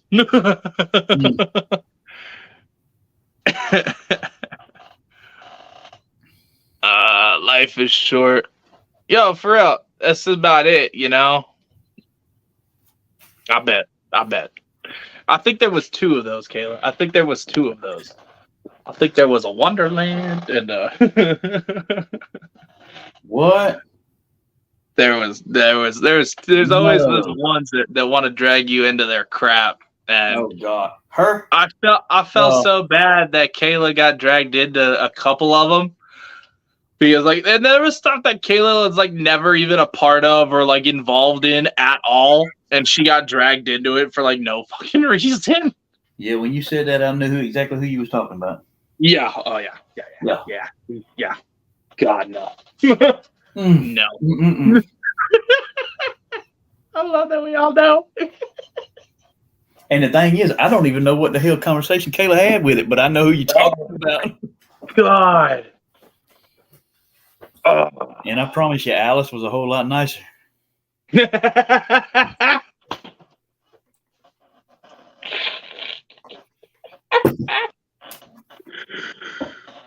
Oh shit. That was the clues for a lot of shit. All right. Yeah, no. That's about the gist of it. It had nothing to do with Caleb, but she dragged her into it. I love that we all know. Oh, it was great. So yeah, I'm the type. I don't do a whole lot of lives on Instagram or YouTube. I did a few with Brian or whatever, and then I did one tonight right before I got on with you. And as a matter of fact, that was my first personal damn Instagram live I've done in probably a year. And I watch more than I say. I'm not quick to speak. I'm quick to watch. And I'll write somebody's ass off and they ain't never even spoke a word to me. No. It's all because of the way they act. If they act this way, say I follow this person and I'm watching their lives and they're all in a group and they're all talking smack and I know everybody in that group, and then I turn around and see half of that group in somebody else's group, and they flip that switch about halfway getting in that next live, and it's a whole different story over here. And I'm like, so how am I supposed to believe the shit you was telling me right here is actually factual and true when over here you telling a different story? So you got this sympathy on this side and this sympathy on this side. Now somewhere between this and this is where the truth is at. Yep. And that just puts me down to where nope, that's it. I'm done. With every story, there's shit in the one side, there's shit in the other, and then right in the middle, there's partial truth, but there's still a lot of shit in the middle.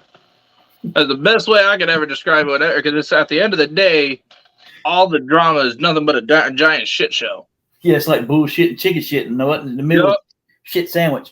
Yep. Yeah.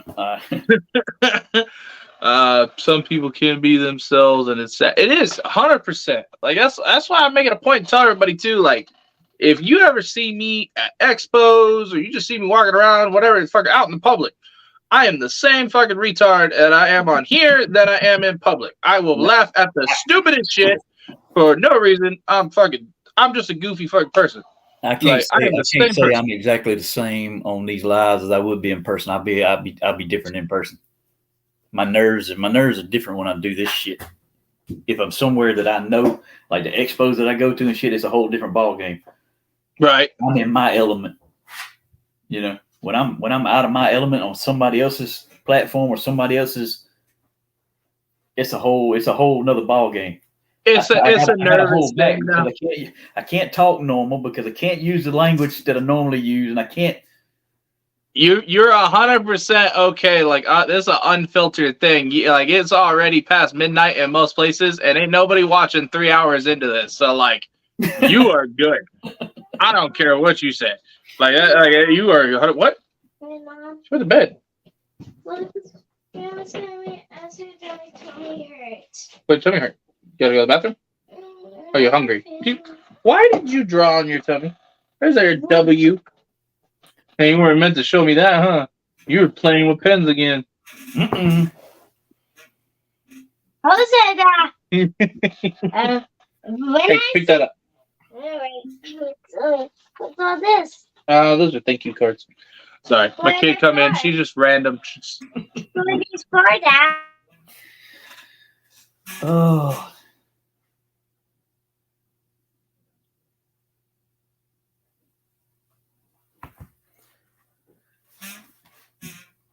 Sorry, she's telling me her tummy problems. I was like, Oh, do that's- you have to go to the bathroom? She's like, well, I don't think so. And then I hear her stomach rumble, and I was like, okay, that is you have to go to the bathroom. I was like, go try. I was like, there is hunger tummy rumbles, and then there's I'm Yeah. about to go That to the shit- bathroom tummy rumble. Dad gets both. Go to the bathroom. She's like, okay, I'll go try. Yeah.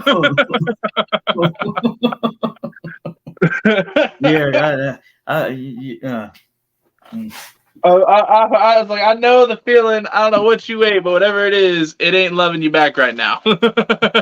Hell no. Lord have mercy. That's like I was like yesterday. I had a meat lovers pizza. I loved it. It didn't love me back. Oh man, I love pizza, but I can't do it. Mm-mm. I walk too much at work. I walk too much at work to damn be eating pizza and shit like that because Everybody over here telling you to fuck it up. No. We need an IG series called Hugh Unhinged. Oh shit. Oh Lord.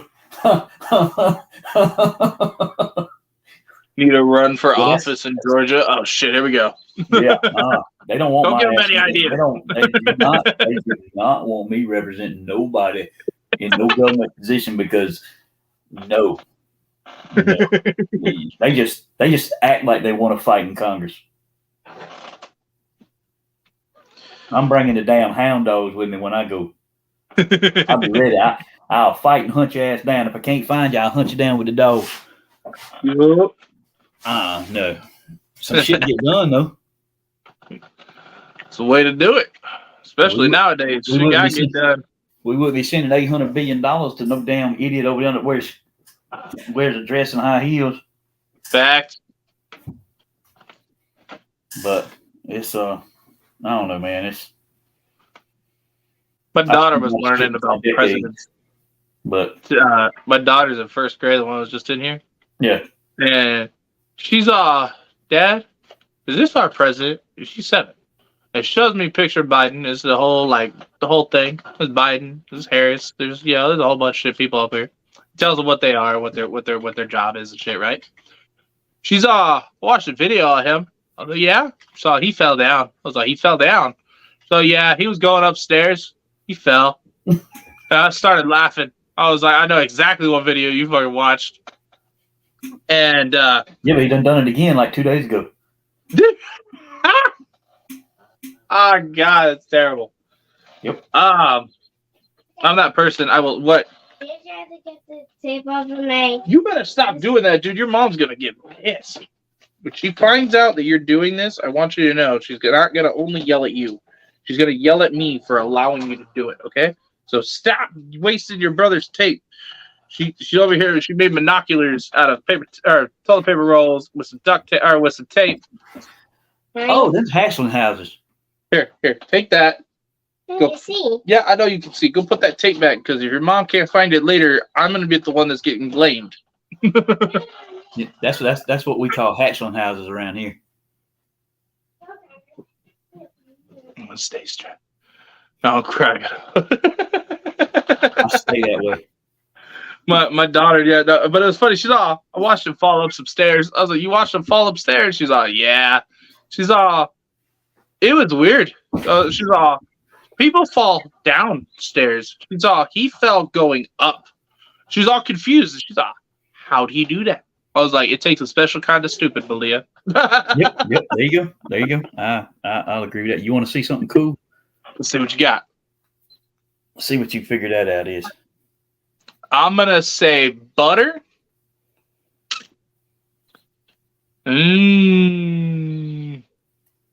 Butter. Yellow belly. Maybe. No yellow belly. Mojave? Nope. Huh. This is actually it's some. Calm down, girl. I got the mail that matches it. Oh, he's getting shed. But I got with Tony Thomas at Hardwired and Eric Walsh at Monster Morse. And they're working something they call Window. And it does some crazy stuff with certain things like calico and blackhead. So I bought in on that. It's not on Morph Market. It's not on their genetic scale on Morph Market. I don't know what it is, and if it doesn't make it to Morph Market, I still don't know what it is. But it does some crazy shit. So I'm gonna play with it and see what happens. This is the crazy thing about ball pythons is there is about like 1,000 plus morphs already, and we are still getting imports in that are doing new things. Well, you got to think about it. You go to the UK and they've probably got 24 damn genes that we don't even have here that are just strictly over there, and that's probably endless. I mean, there's probably no telling they still be finding new stuff 100 years from now. And that's what I'm wondering, because I mean there's so much that are still being found, so that means there's still new combos still to be created, new mutations, new like the what is it oh, what the hell was that thing? That's gonna bother me now. I can't remember what the hell it was called. Puma? No, that's not it. I don't remember. I think Kabelka made it, and it was like a super orangish red looking ball python. It was like everybody wanted to have this thing, and it took him a year or almost 2 years to actually give up what genetics were in that snake. I can't remember what the hell it was. Sumapide or no, that doesn't sound right. I can't remember what the hell it was. I know it had like pastel, blade. Suma's a super mahogany. Yeah, no, that's not what I was thinking of. I can't remember what the hell it was called. It's gonna bother me right now. Puma is a white snake. Nah, I can't remember what the hell it's called. I don't remember. There's like 7 genetics in the snake. And I can't remember what the hell it was. The Pompeii. That's it. Pompeii. That's it. That's a crazy ass snake. Yeah. That's and it took him a year, almost 2 years, to actually drop the genetics after posting a picture of what it was, or of the snake, let alone giving out what the snake is. So, there's still crazy stuff like that being made. So if there's still newer genetics being brought in, imagine, putting in 6-7 genetics into that one genetic right there. You have no idea what the hell you're looking at. This is the one I'm playing with. Was that just a African import? That's a nice looker too. Yeah, it's got a crazy. The pattern is the dorsal, everything. There's no stripe. That's really nice. Except for right there. And it's not really. There's supposed to be. So I don't know. There's supposed to be a whole group of imports coming in. Not this coming week, but next week. So yeah. So in 2 weeks from now, there's supposed to be a new African import coming in. And there's supposed to be a ton of ball pythons on it. And so I'm thinking about getting at least, or going through, there's supposed to be 200 of them. And I'm thinking about going through and getting 10 decent looking ones and seeing what happens. I thought about doing that. I thought about making me a you know how you build your colony of rats, your colony of mice, your colony of damn ASS. I thought about getting a wild set of imports, 10 or 12, and setting up one rack with just males and female imports in one rack, and everything stays in that one rack. I don't bring in nothing, no outside genetics that I already got, nothing. Just see what's in that group. See if anything comes out of the group. It may take you 15 years, but you don't know. But it's easier to know if you're dealing with the same animals and you're not bringing extra shit in because you don't know if you brought something extra in with what you're pairing to it from outside. What you got in that rack is what's in that rack. Nothing from the outside comes in. So you have 10 or 12 animals. Whatever you come up with has come out of those 10 or 12 animals. You'll be able to pinpoint which animals give you what because of your breeding records. I mean, if you're really gonna want to look and find something, pinpoint something like that, it'd be easier to pinpoint it that way than it would be introducing outside stuff with what you've already got into what you brought in. Plus, it'd be safer to keep them all together and breed and make a breeding colony out of those until you know what they've got or what they brought in with them anyway. So if you're going to quarantine them, put them in a room by themselves and keep them all in that same rack. Raise them. Breed them. Have you all ever came up with your own? It's not a breed, it's a morph. But no, I have not come up with a world's first yet. I'm trying. Keyword still yet. I kind of given up on my project, and I started talking about it more openly now because I don't think the genetics are compatible. But so for the past, I don't know, 7-8 years, I have been trying to produce a albino super pastel super GHI. It's never been done. I've talked to Billy, I've talked to Kabelka, I've talked to quite a few different people. And nobody has ever made the double super in the albino complex. So all I've been able to produce is the albino super pastel GHI or the albino super GHI pastel. Never created the double super.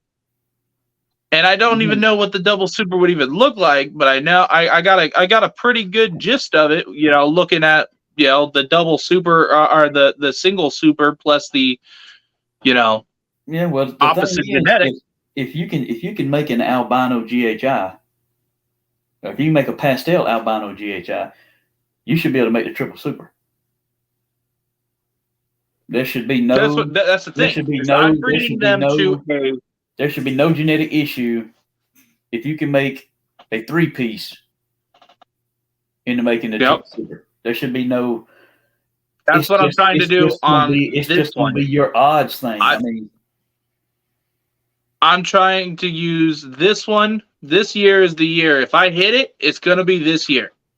I have pastel or albino, super pastel, GHI going to a albino, super GHI pastel. So no matter what, I should be able to hit the supers. Unless the only explanation for not being able to make one would be the albino overpowering the GHI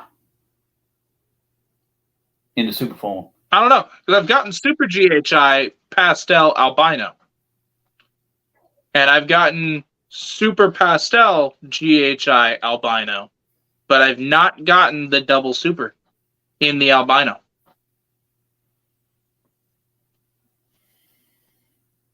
I don't know if it's even possible because it's now technically a triple super. Now you need because now you need your super pastel super GHI head albino.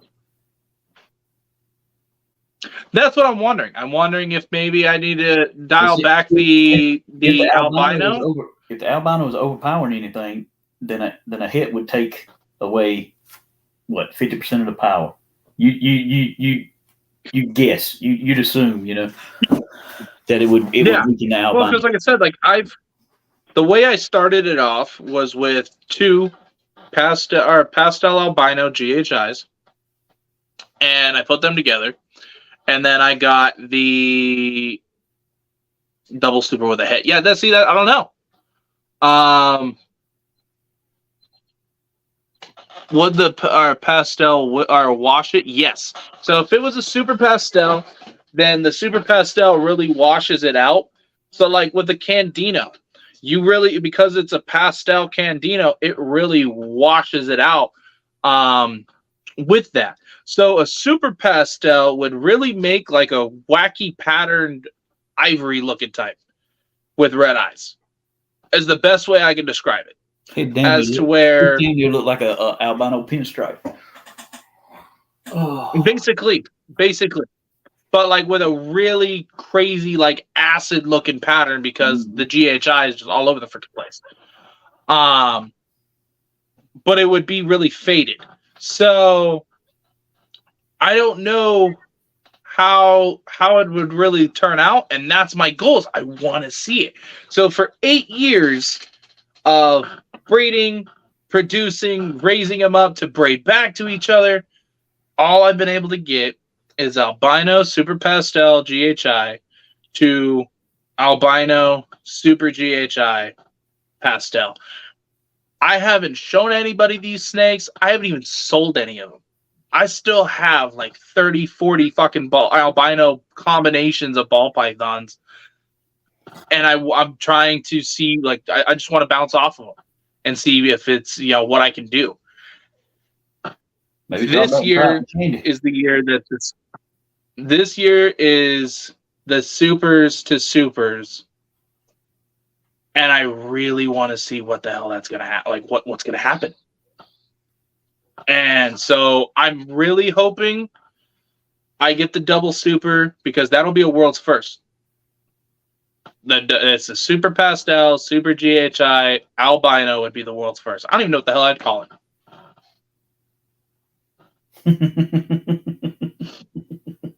No idea what the hell I'm gonna call it, but I'm gonna be excited as shit when I get it because I know what I'm looking for the super yellow snow. Oh my god, yes.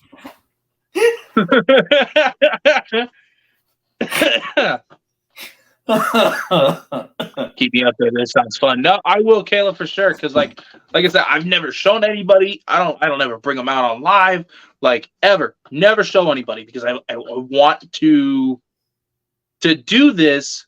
But after talking to like Billy and a few other people, they're like, hey, there's a chance because of the albino complex, it may not be compatible.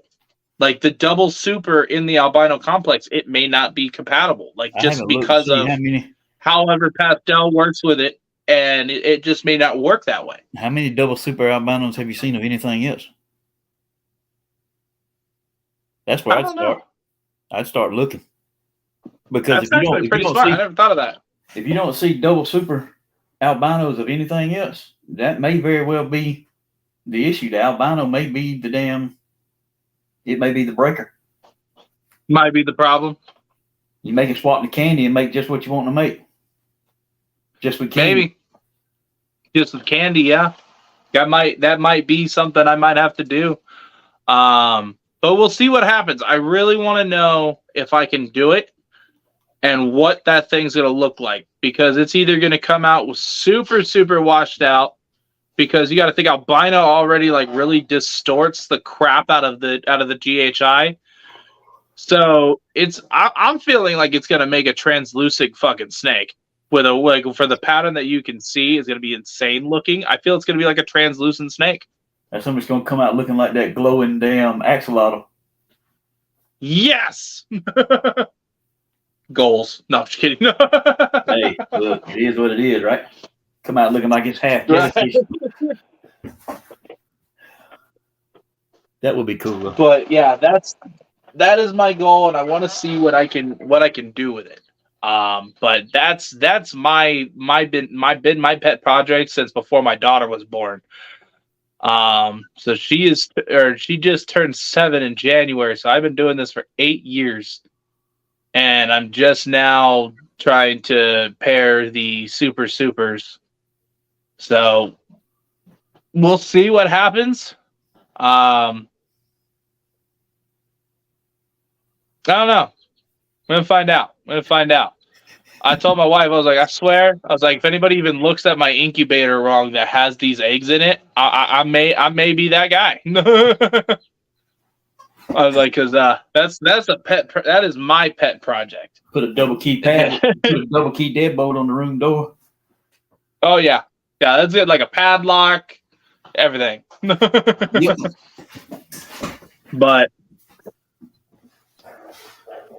I gotta jump off because I gotta go deal with the boy, and then I gotta figure out what the hell's up with my daughter running around when they're saying her tummy hurts or whatever. Her thing. I don't know. I think I don't know. She was saying her stomach hurt after she went to the bathroom, so I think I was right. Yeah, I think I got a thunder muffin back there. I got to clean up anyway.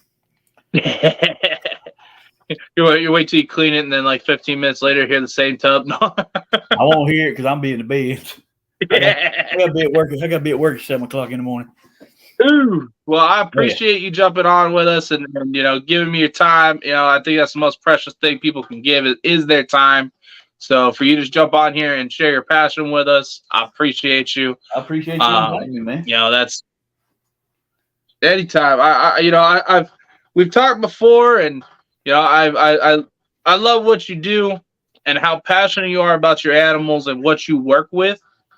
And that's my goal with this, is to bring on more passionate people and to kind of showcase that. Like, we should have like set an example. There should be more people doing what they want, working with what they want, and not trying to chase what somebody else is doing.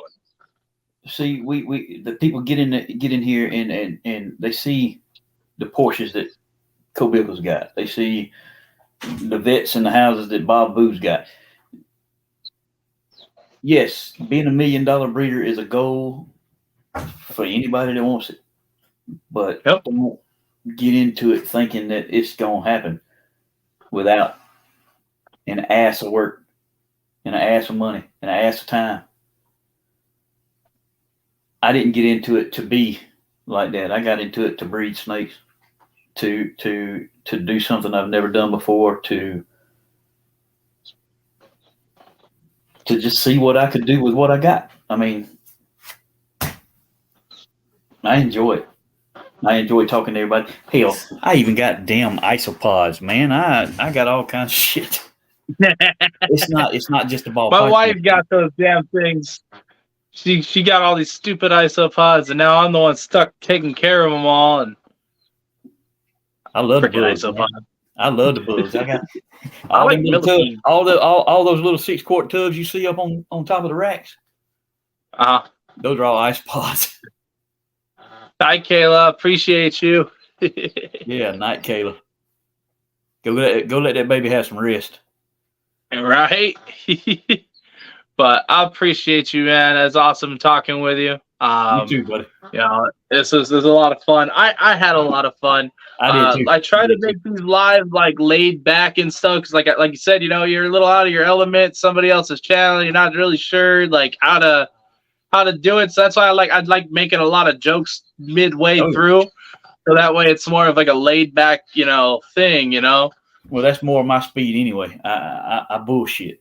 I do. I bullshit a lot. I mean, it's just the way I grew up. It's the way I am.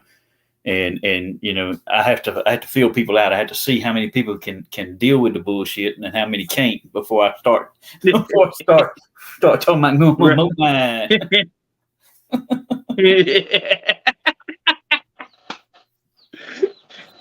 You hear about no stupid motherfucker drowning in the water, now did you? Yeah. You ain't hear about stupid son of a bitch drowning, did you? Nope. All right, I appreciate you. Yo, quick shout out. I want to give a shout out to Ship Your Reptiles, guys. One of the best shipping companies out here. Give a quick shout out to them. They don't sponsor us yet. No. But they actually helped us out a lot this past week. We had 15 boxes go out, reptiles, and there was a couple issues with FedEx, but they took care of it like that. So I appreciate them 100%. Well, so I guess whatever happened to one of my boxes, FedEx crushed one of my boxes in their machine. And the Tegu's okay, but they crushed one of the sides of it, which I don't understand how this happened at all. It was a big box, perfect insulation foam, everything. There was nothing wrong with this box before I dropped it off, and somehow they crushed the corner of it. And the Tegu was okay. The animal made it just fine. There was a couple other issues with like one of the workers thinking that they can shake the box like a piñata to see if one of the animal was alive. There's a whole different issue with that. But Ship Your Reptiles helped me out with all those problems. They made sure that everything was made right. And, I appreciate them a lot. So I want to make sure I give them a shout out. We're probably going to be doing that more often because they've been a huge help with a lot of things going on over here, especially shipping wise. Yeah, yep. That's who they handle my stuff for the most part. Oh, you use Ship Your Reptiles too? Yeah. Nice. Yep. We run into them at Susie and them are freaking awesome. Yeah. But hopefully this year I get to use the hell out of them. I'm gonna have some animals I got to get out of here this year. You're all good, brother. I appreciate you. Everybody in the chat, appreciate you guys. If without you guys, I wouldn't be able to do what I do. Shout out to all of our sponsors that help us keep this channel going. But until next time, guys, I'll catch y'all on Tuesday with our next special guest. I will announce that one tomorrow. But until next time, I'll catch y'all on the next one.